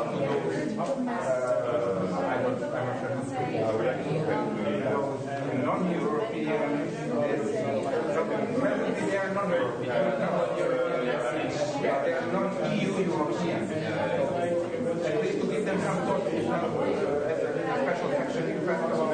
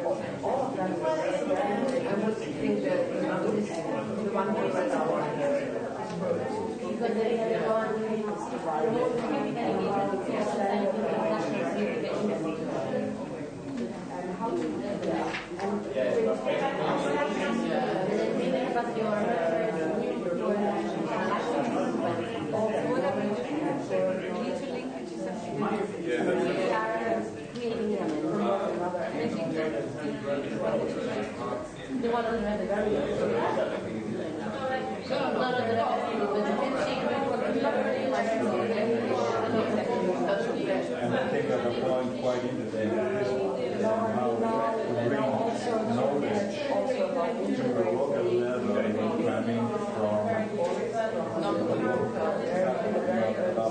So the point is not to having, let's say, European civil servant as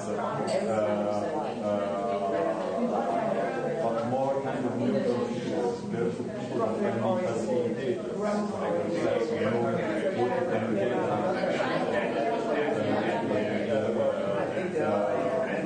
European level. And how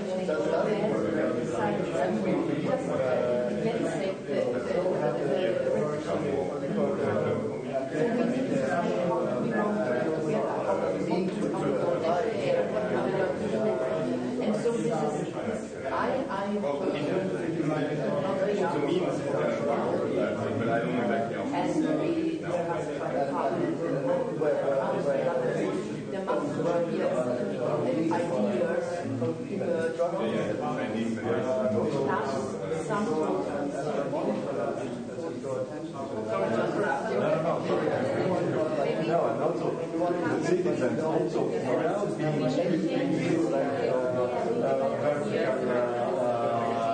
society that we go from the European level to the national level. You have your national debate within, let's say, the national.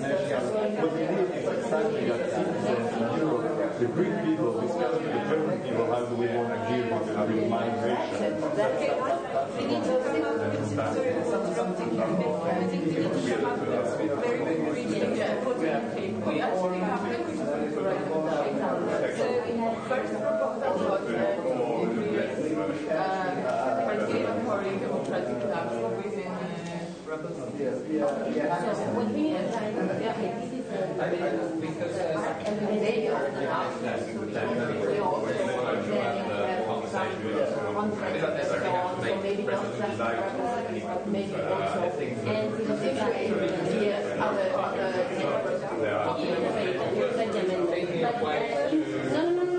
Make the geopolitical comparison between the advances of the EU and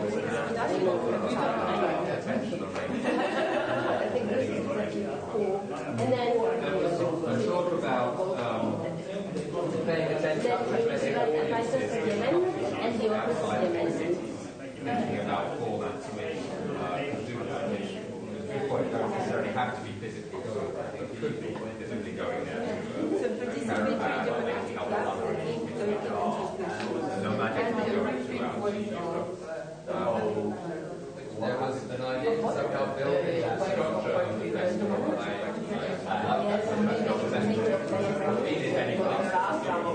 like a way of addressing those people who feel strongly European but are currently outside of the EU. And along with that, developing a narrative which is a way of telling the story of Europe, which shows or brings out the ways in which those territories or people in those territories have had an influence.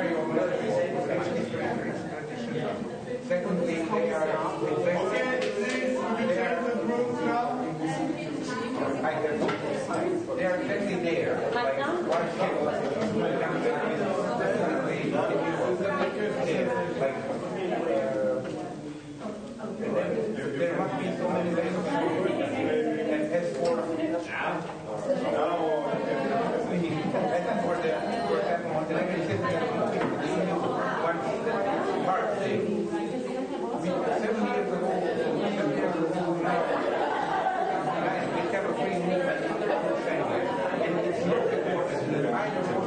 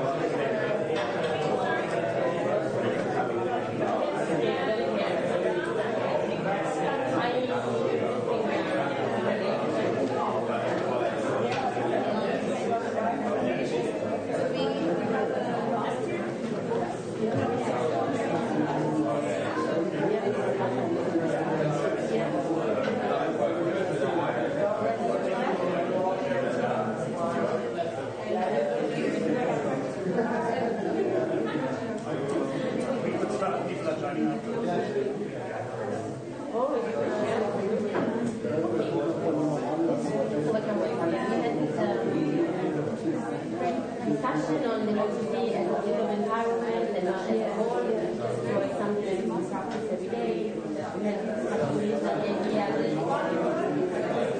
European level very strongly, and more than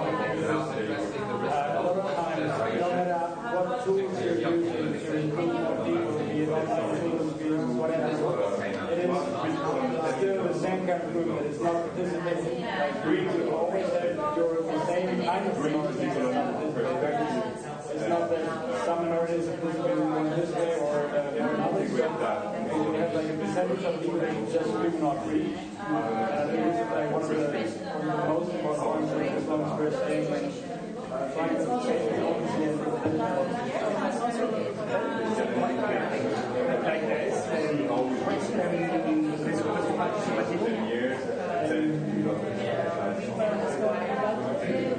but it's really bad for the city. Also like somebody participated in the most part it was like 23,000 the minimum for being accepted was 50,000. So now right now they have like a second which means the threshold should be yeah, or you should find another people to participate. And obviously they thought that there will be much more people because there's obviously not all the money that will be spent. But a big part of the money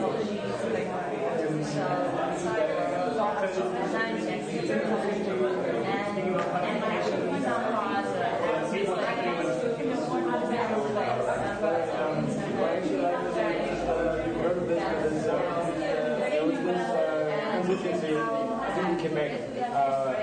They have the loads of voting, and then they realized that I think when just over 40% of the people voting and voting mainly for one party, they have a huge majority now. Okay, this is like not representative. And what they did is create random councils in various areas, like I think in all the cities and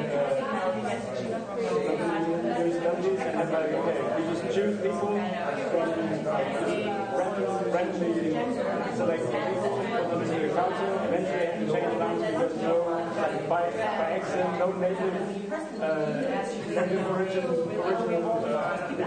person was selected, so they can implement. But they had this huge discussion for months to come up with a new election system, and then like this whole process was taking place. For example, Iceland similarly have to require stages initiated a new constitution, of course, but they are small, 300,000 people. So they created a kind of meeting, like a group of, I don't know, random selected people over the internet. So these people have drawn the constitution. After that, the whole nation has to be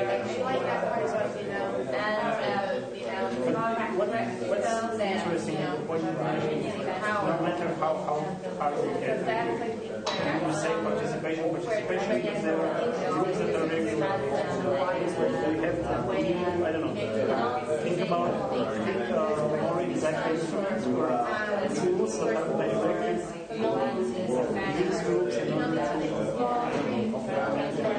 have their voice. So, for example, I don't know, thinking about how to the refugees, they're formally installed. Maybe there is a way to, I don't know, I think it's a good idea. No, it's not that something you're going to talk to them, try to work with them, and long term, but we will also understand what they need.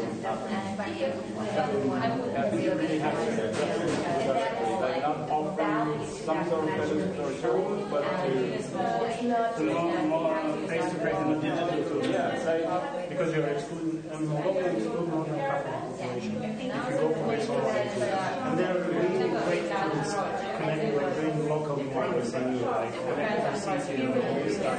Like for people that don't know how to use smartphone. Like I like this idea of random Sweden, when they say we have selected you to participate, and then this person probably has a higher threshold to say, no, I'm not going to do this, than to this person that he never or she never heard of just being there, you know, to address people directly. How we moderate all the sort of general. I read theory in another and those ideas that have but I'm not for your community applications.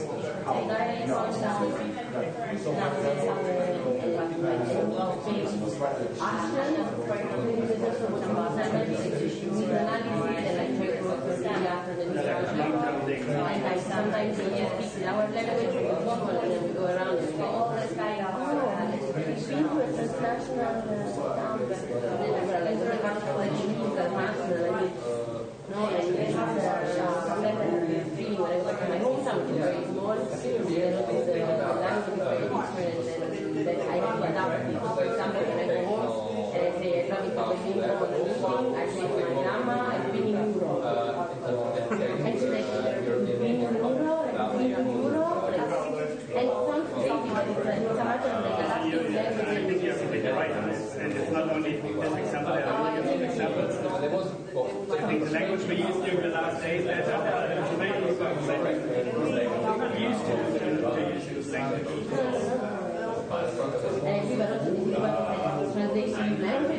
Translate from artificial language to real life language. We should have a kind of a Google Translate. It's like day-to-day participatory democratic transnational practice of just people collaborating. Working together. It's super simple. It's simple.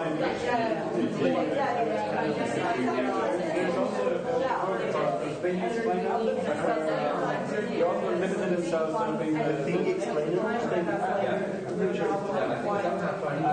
They limited themselves to most commonly used words and it was working with that explaining chemistry, biology, political science, really trying to bring everything down to 50,000 words that everybody uses every day. And it's really funny, right? That you have he was also speaking at the public and saying like, okay, it was really one of the hardest things was the so he was like, so you have a balloon and the balloon is not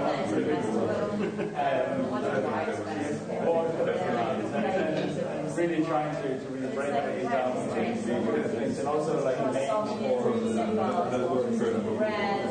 I think the general question of the rest is nothing right now.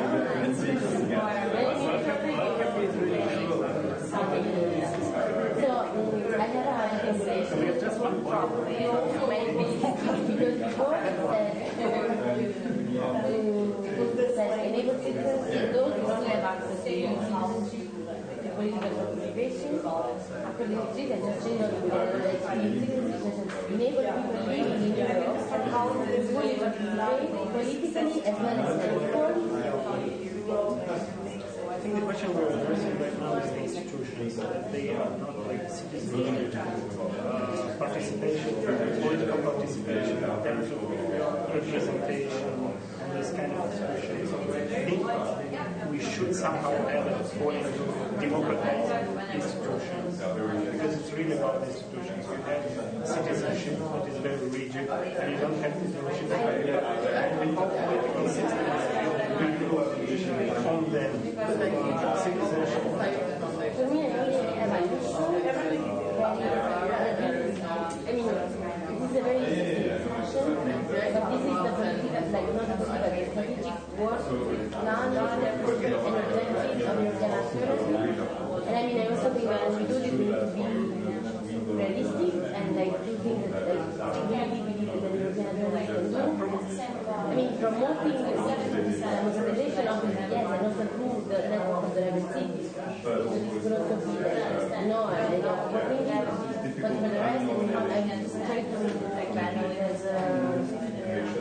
as also for the staff of the director of the board to actually make the people who are supposed to actually make the constitution. So it is possible to exchange practices and said I can see the democratization of local institutions and national institutions the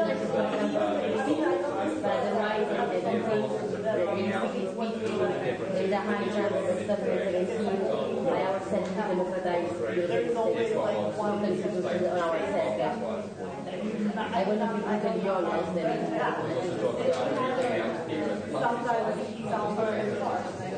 yeah, but I can definitely be added as a fourth point.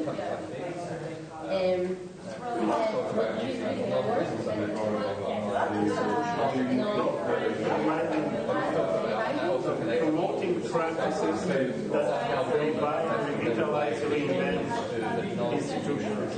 Whether those non-EU formal Ukraine or the 48% in the UK I'm thinking about it, this is actually happening in the making a narrative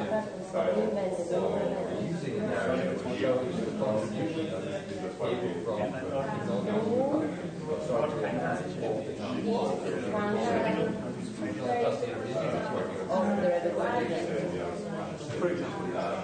and making sure that they're quite consistent. Yeah, it's also not about hierarchies. We worked with really visual arts, specifically on inclusion and participation, but contemporary arts and collaborative arts in museums. So there's a lot of different people there, and in the end, the only real coming together, a lot of confusion, but we're trying to do that.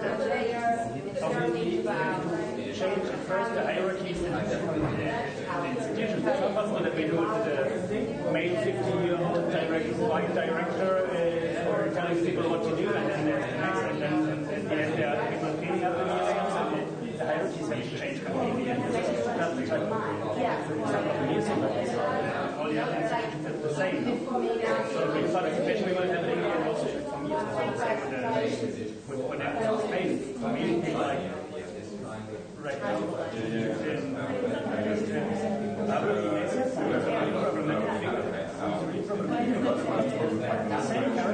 I'm representing this time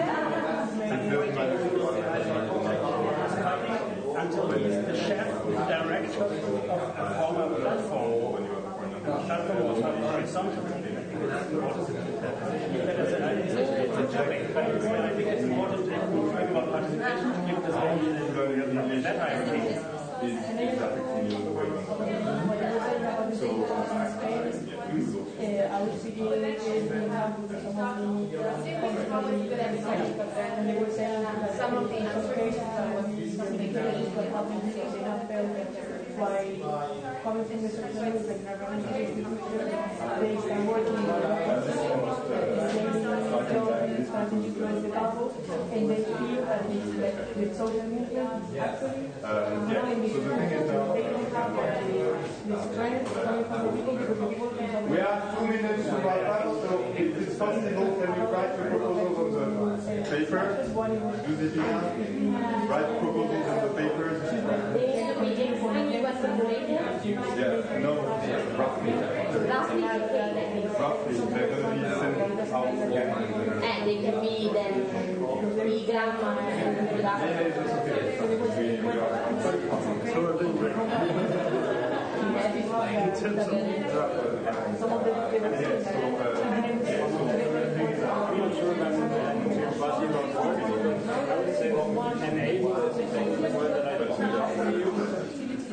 there's another it's not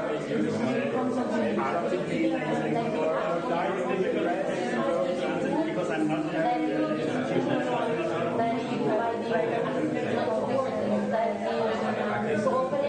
directly addressing enabling is exactly the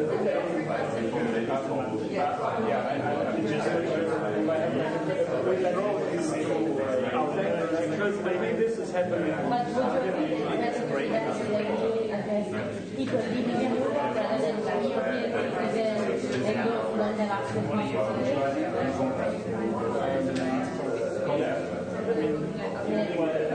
Things like this when you see when it works, you see this starting with the plastic of those people are this way the moment like those who don't touch this, hands that those even they look even though they want to.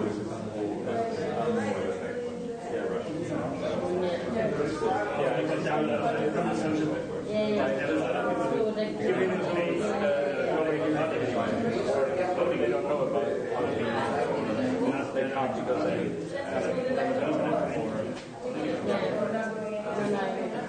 about the art field that they have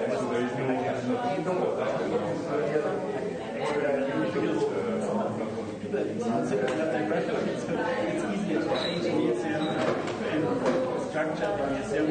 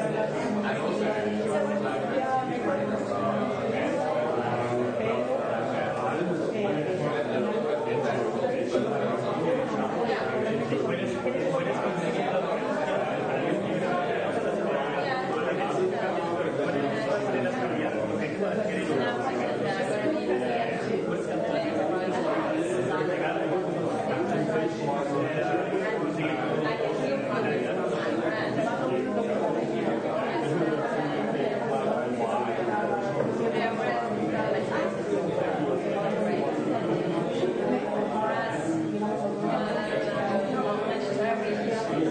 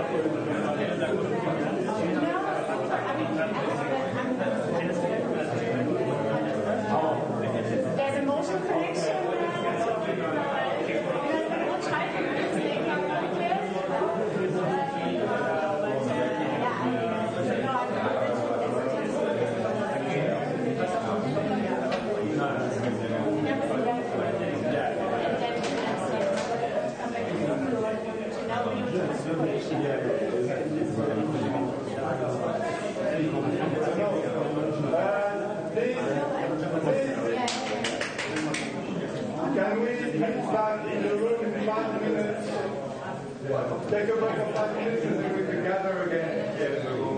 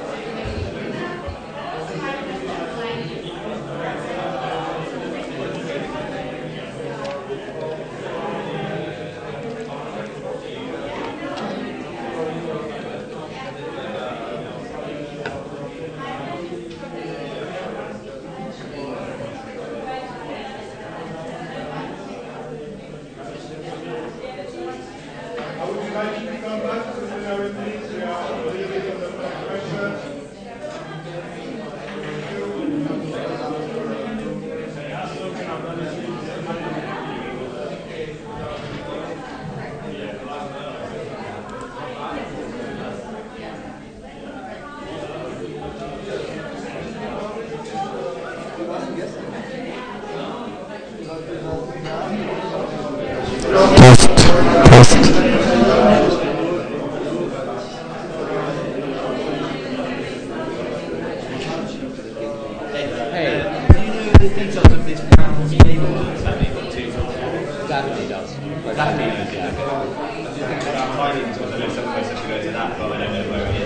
I think it's here.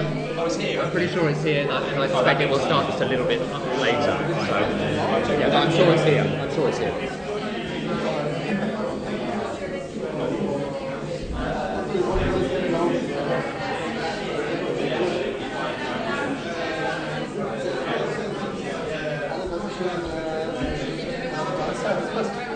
No.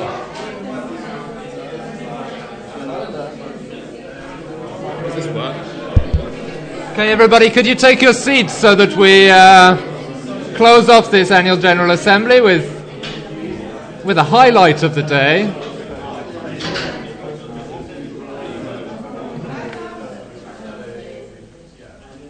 Okay.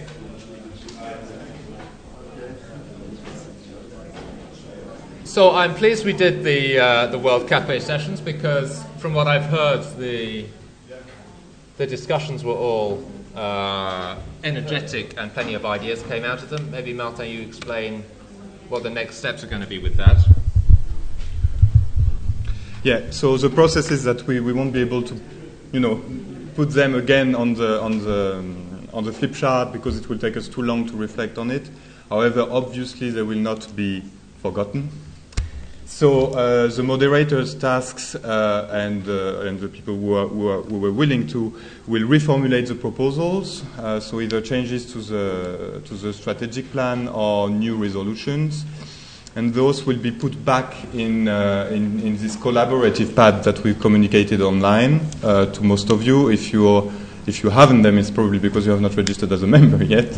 So please, and you will be able to reflect on the amendments for a week. But the final proposal for voting will be done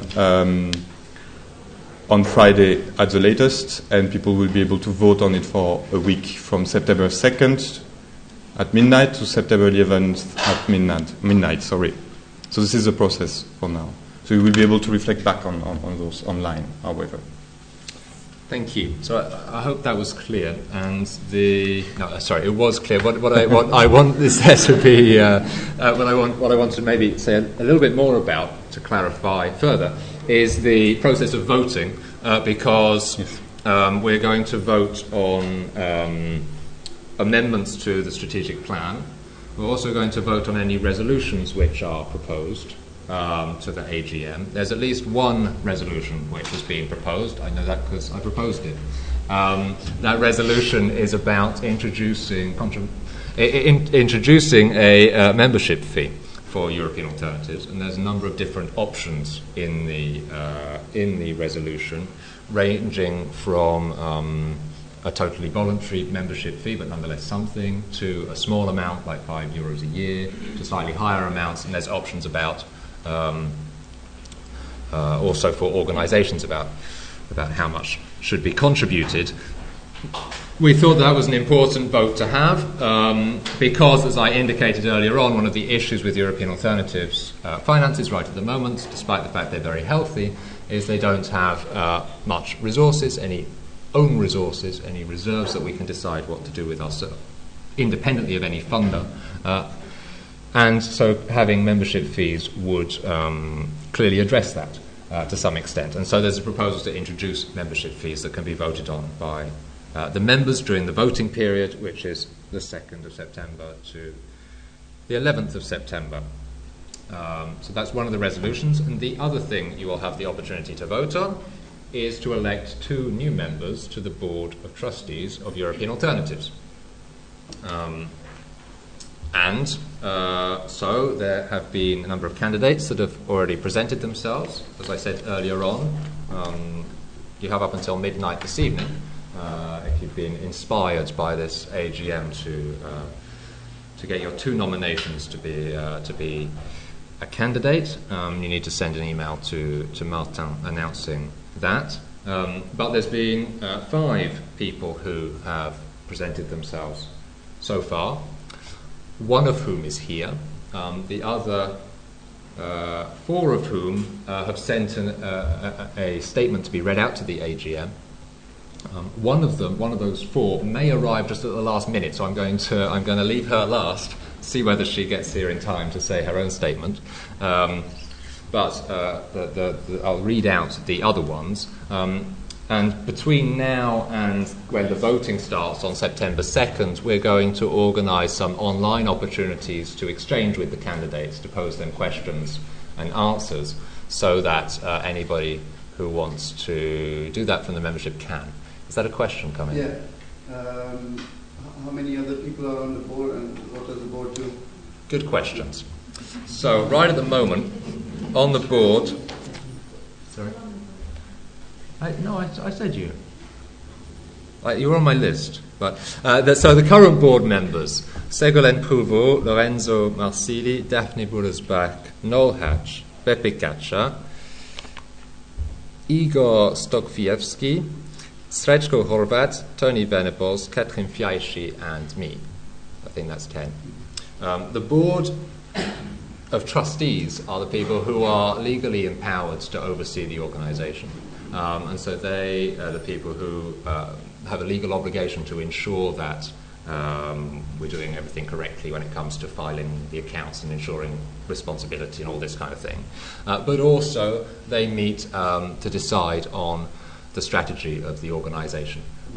Over the last year they met 3 times physically, and obviously there's some exchange going on virtually as well. And one could say they're taking the strategic decisions on a semi-regular basis and setting the direction which then the staff needs to go in. Of course, they don't set it totally, because that's the point of having a strategic document that the AGM approves. But and the idea is to add 2 further people to the existing members. The other thing that is perhaps worth clarifying is we have a board of trustees, which are the legally empowered people. We also have an advisory board, of which, for example, Sandro Mezzadra is a member. He's here with us this afternoon. And the advisory board's role is rather different. They don't have any legal responsibility, but they give us advice on a punctual basis. I hope that's clear enough. Yeah? I have another question just on that one. So the board member can be staff at the same time? Is that funny, in a way? It depends on whether you find it funny, but I tell you, being in that position is not necessarily funny.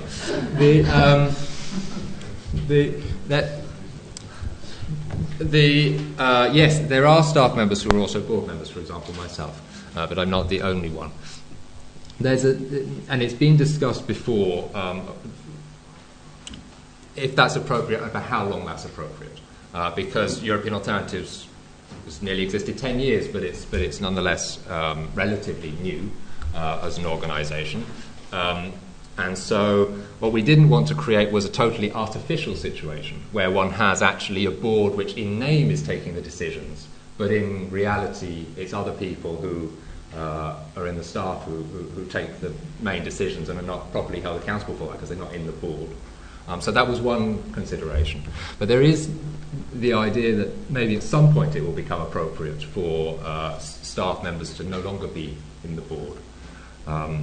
My own assessment, but I think I'm not alone in that, is that moment is not quite yet. It was still in a moment of formation. But it's perhaps worth pointing out that the board that I just read out the members of was formed and legally empowered for the first time just over a year ago. Previously to that, we had a board of European Alternatives, but they weren't legally the board with the legal responsibility. And a big step for us was to say, no, actually, these people now are really the trustees in legal position of governance of the organisation.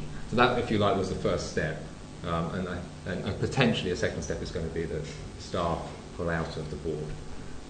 I hope it's not obviously a totally satisfying answer, but that's the reality of the... One question is, why is there an intent to have 2 more people to join? I'm guessing this has come from some discussion that there's some more desirable characteristics that are required, or skills, or simply to share workload. So I think understanding why more people are being asked to join will be useful to decision making. Yes, the board did. There's 2 things there. One is that the board has been legally empowered for the first time a year ago. The people who were on it were not elected. As a way of creating this first board, there's people who were invited. Now, we wanted to... I think that was a reasonable procedure to start with, because it means that you build a board which has a certain set of competences. There's the strong commitment of the board that all the board should be elected in the future, starting potentially from next year. So we wanted to start with electing new members of the board and get to a situation where the board renews itself, perhaps not with all the members being up for election every year, but with some part of the members being elected for election every year. So so there being an election is an important element of this.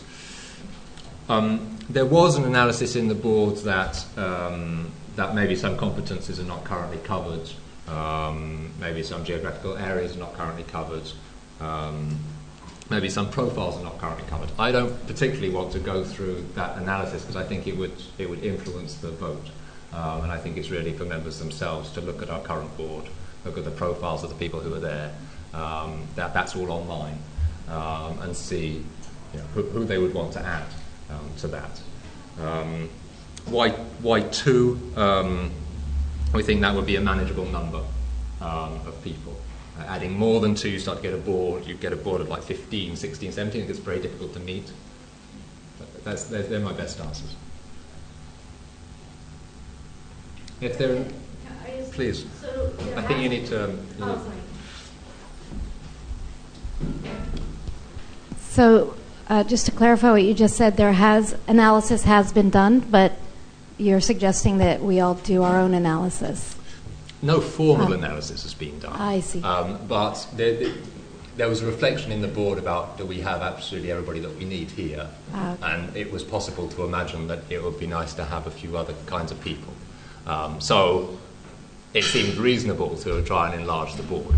Then, as I said, also because there's no formal analysis, so I'd kind of be giving my own opinions, okay, which may differ from other board members. I don't want to go into the details of which particular kind of profile might be missing. But I think that when you see the different candidates and you look at the board, the current board members, it's definitely possible to make an assessment about what might be complementary.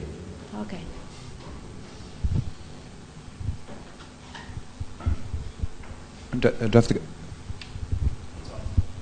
Just a couple of words in favor of introducing new board members. I think I see some new fresh faces, fresh names there, and I worked with some of them, for example, Rasha Shaban. I think that it's really transparent, really positive thing for European alternatives to open, in the form of open call, the possibility for people from different fields to apply. And it's good that most of those names, as I understand, were not cooperating on a regular basis with European alternatives. So it's always great to have a fresh point of view and to have someone else joining the existing members. And I'm not sure that many organizations similar or somewhat similar organizations are doing it this way, because usually boards are kind of, at least from my experience, boards of international organizations are kind of closed, really, to depends on the organization. Yeah, it does depend, but with many it's like this. They don't have the open call process. They just invite somebody, which is not necessarily a bad thing to do, but it's this way to me it seems more transparent. Okay, Thank you. Thank you for the words of support of our procedure. It's always encouraging. So, I mean, if there are no further clarifications, what I want to do is get on with the introduction of the people who have become candidates. Didn't realise they were behind me, but I mean, so you already know the names. No need for me to read them out. We decided it was fairest to start with the person who's here to give a statement, because otherwise she would be able to react to what the others say and the others can't. So for that reason, I want to invite Gupi Bola to join me and explain briefly who she is, why she wants to be on board. Hello. Maybe this is a bit of a surprise given my comments this morning, but I can assure you that it's a surprise to me.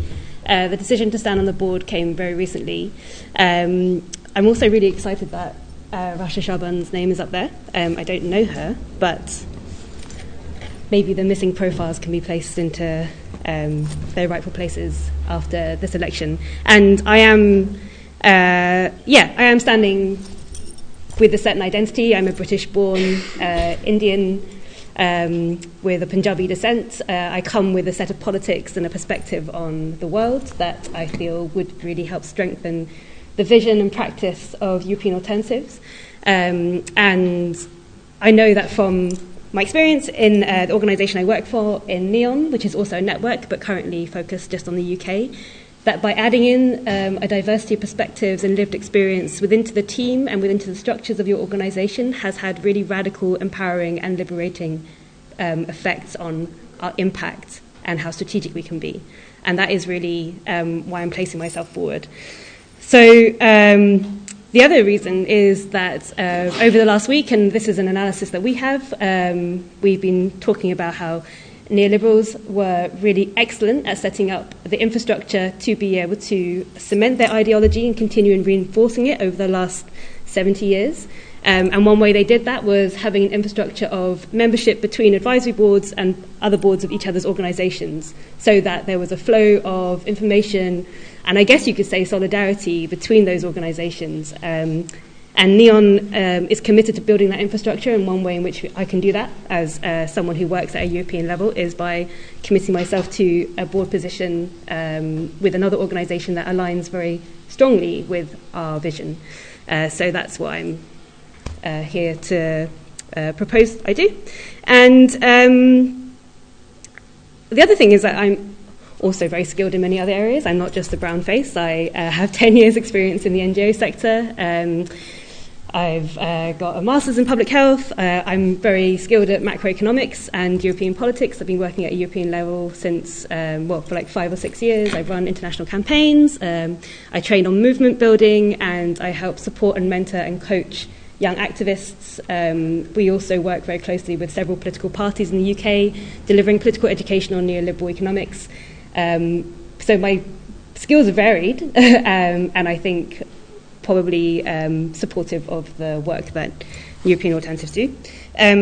But also that as a person of colour, and especially a woman of colour, I am putting myself in a very vulnerable position in going into an organisation that has a dominant and mainstream identity.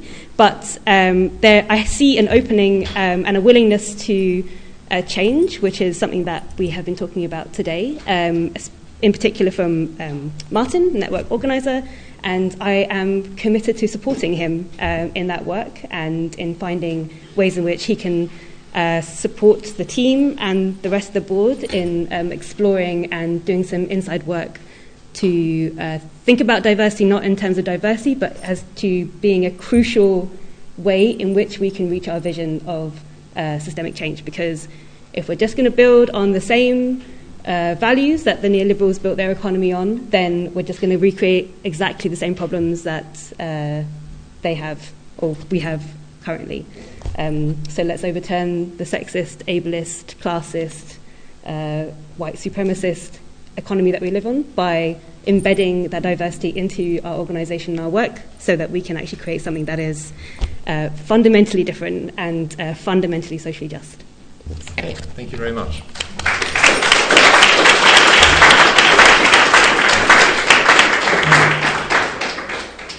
We're back back at the outcomes rather than the candidates, but don't worry, maybe could we go to candidates?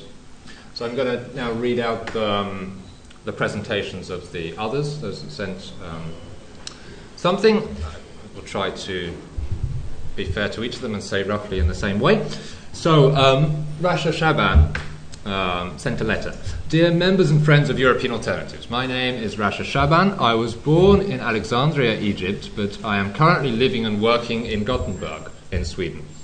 I grew up in a big city which has a long history of cosmopolitanism. I did my bachelor studies in English literature and then joined the multicultural team at the Anna Lindh Foundation for Dialogue Between Cultures.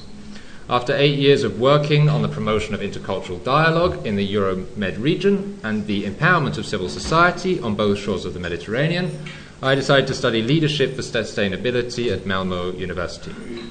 I'm currently working at the National Museum of World Cultures as a coordinator of the Anna Lindh Foundation Civil Society Network in Sweden. My work includes mainly the coordination of the biggest network of Swedish organizations on intercultural dialogue. I'm in charge of organising national and regional events to promote intercultural dialogue around different topics.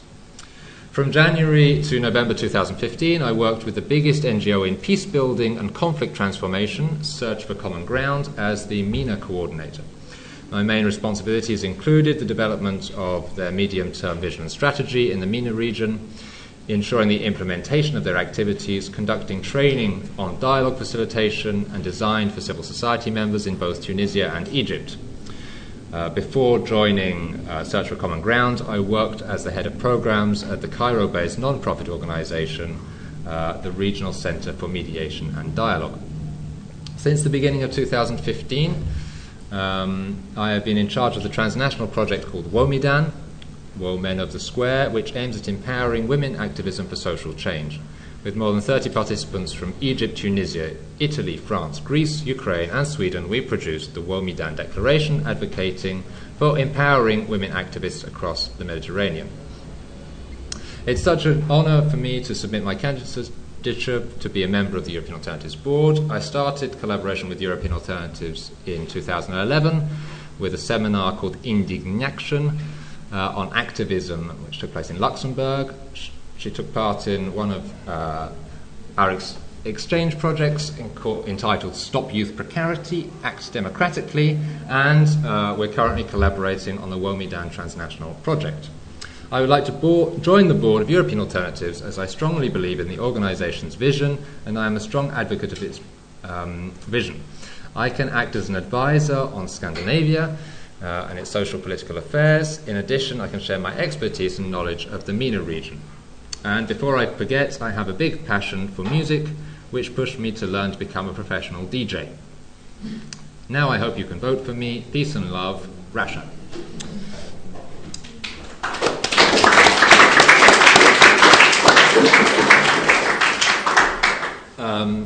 Secondly, Rui Tavares sent these words. As I write these lines, the news that the political leaders of Italy, France and Germany went to the island of Ventotene in order to relaunch the European project, as was announced aboard the aircraft carrier that they used for a press conference of the event. The special significance of the visit, of course, is that Ventotene was where three young men, Altiero Spinelli, Ernesto Rossi and Eugenio Colorni, wrote the Federalist Manifesto for a Europe united and free while they were prisoners sent there by the fascist Italian government during World War II. It was from Ventotene that a brave young woman, Ursula Hirschman, brought the manifesto to the European continent. The difference between the aircraft carrier 3 and the Ventotene young men and women is impressive. The Ventotene young had only the power of their ideals and nothing else. No power, no money, no influence, no connections, not even their personal freedom. The leaders of the three major founding countries of the EU are powerful. They have their budgets, their armies, their state apparatuses, and even their aircraft carriers. But when asked about relaunching the European project and what it meant, Matteo Renzi, Angela Merkel, and François Hollande had nothing to say. The reason why I write this to the members of European Alternatives is because I recognize in the mission that you have given yourselves and the work that you do the best example of the transformative potential of good ideas combined with the political perseverance to aggregate people to fight for those ideas and make them real. In short, you know what to say when it comes to relaunching the European project. I first became acquainted with European Alternatives while a member of the European Parliament between 2009 and 2014. I recognised in European Alternatives a proximity with my own background as part of a cosmopolitan, libertarian and ecologically minded progressivism. I felt a kinship for European Alternatives' experimentalism, its willingness to go beyond false dichotomies, its aptitude to promote both representative and participative and deliberative democracy. Finally, it struck me how European Alternatives managed to build the arc from theory to practice, from principles to policy ideas. Not many of our leftist to progressive outfits can do that. Some are too inclined to proclamatory content to be effective, others are too steeped in policy wonkery to be mobilizing. I think the blend in European Alternatives is very close to ideal. European Alternatives is maybe one of the few organisations that articulates well what seems to me the biggest challenge of our times, bringing forward the ideals of cosmopolitanism, global citizenship and transnational democracy. This is more needed with each passing day, as we see a return to nationalism, compartmentalised notions of state sovereignty and faking back control. We need to reclaim the original political sense of cosmopolitanism and turn it into a defence of transnational democracy that can rise up to the challenge of responding to multi-crises that affect us in their environmental, democratic, social and rights-based aspects. This is why I'm excited to present myself as a candidate to the board of European Alternatives. I will be ambitious to start working with some of the people in Europe that have identified our problems best and that have produced some of our best ideas for how about addressing them. We all know the mission ahead is long and difficult and may sometimes feel lonely and unforgiving. That's why we need to be more gregarious and fraternal in order to be bolder, more imaginative and optimistic. Let's get to work then. Be assured that whether or not you choose me to be one of your next trustees or not, I will always be available to join with European Alternatives in defence of our common and very palpable ideals. Rui.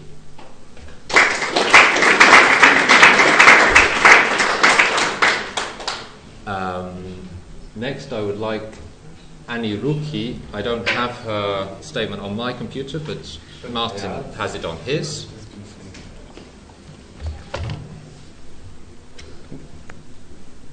Okay.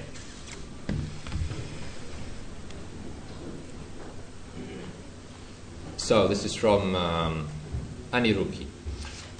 I welcome the invitation by European Alternative to consider the application for a position at the Board of European Alternatives based on my strong belief on its inspiring mission to promote democracy, equality, culture beyond the national borders of states. I would like to contribute to this mission with my professional experience and that of a long-time activist in the civil society. I came to civil society from media and journalism. I graduated in political sciences and journalism at the University of Tirana and qualified in the UK, USA, and Germany after the fall of the communist dictatorship.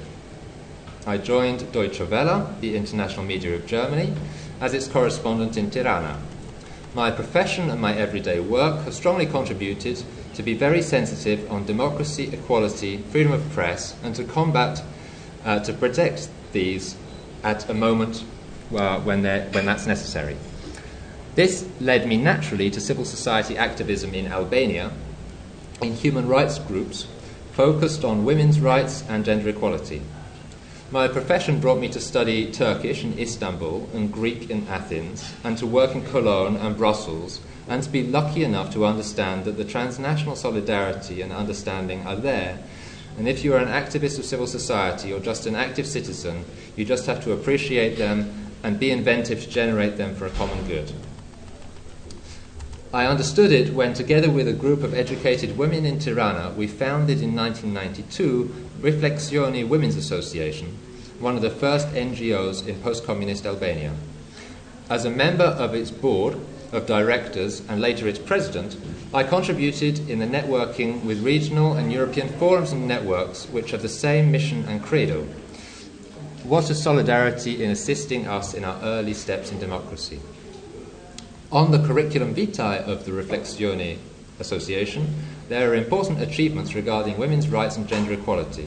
Riflessione opens new paths in implementing innovative actions to improve the government response and responsibilities to the violence against women and economic and political empowerment of women. I am proud of my modest contribution, and now I have the strong will and inspiration to make available for European Alternative my professional experience in media and that of an activist in civil society of Albania, in this particular time for my country in its path towards EU accession, for Western Balkans and Europe as well, submitting my candidacy for a position in the board of European Alternatives. Yours sincerely, Ani Ruki.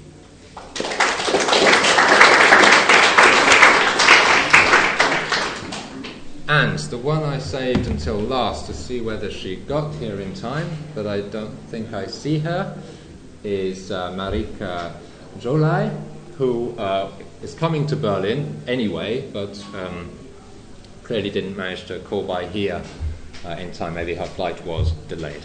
So she sent a presentation in case that happened. So, Marika Jolai. Dear European Alternatives members, I am interested in becoming your board member.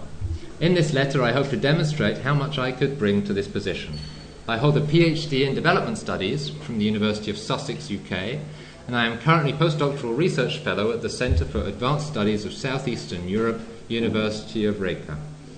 Prior to obtaining my PhD, I had extensive research and professional experience in the Balkans and developing countries with organisations such as UNICEF, the British Council, BBC Media Action, amongst others.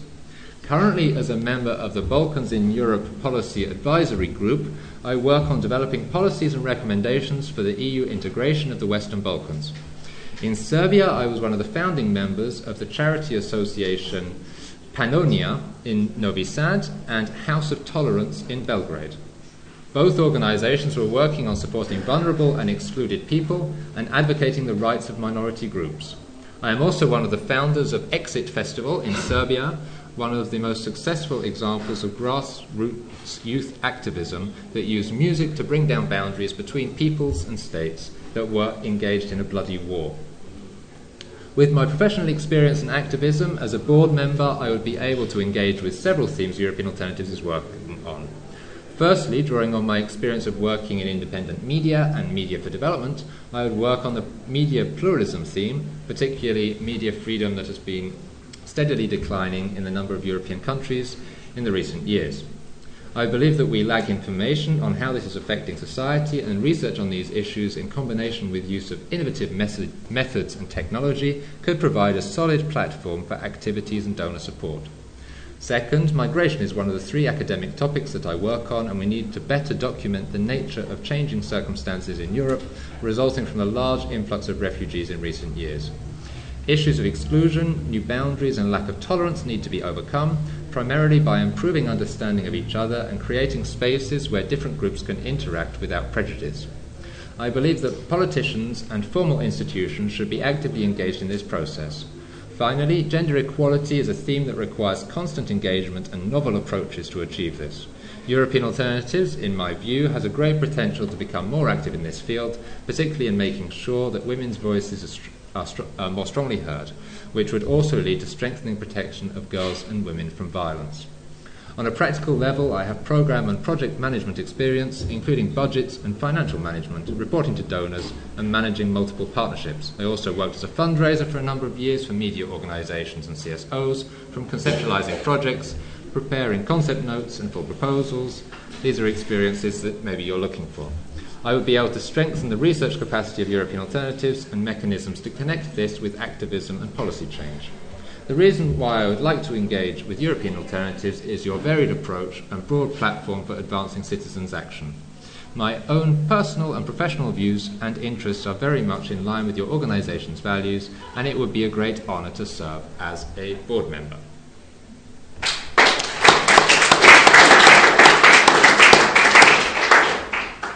So, those are your candidates.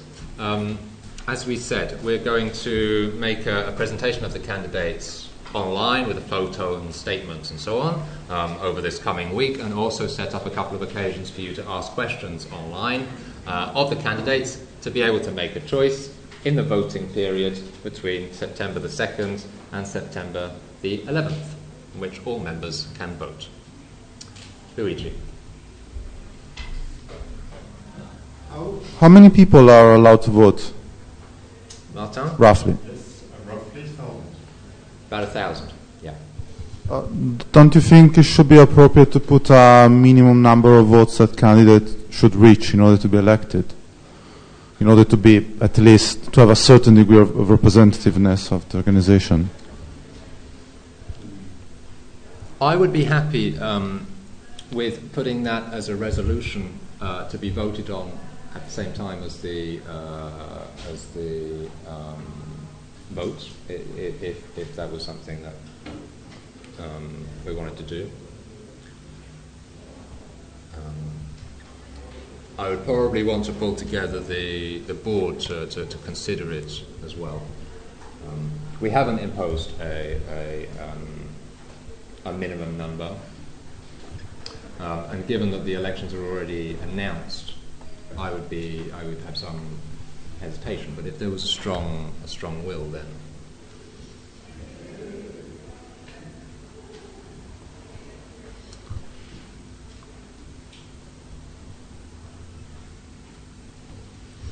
His proposal. If someone has something they want to say to this AGM, either in support or against what Luigi is suggesting, then now's the time. Otherwise, the members of the board that are here will consider the question after the AGM and decide how to take it forward. So that's to say, if you want to speak in favour or against, now's your moment. Otherwise, the board's going to consider. Okay. That's clear. Any other further points about the elections?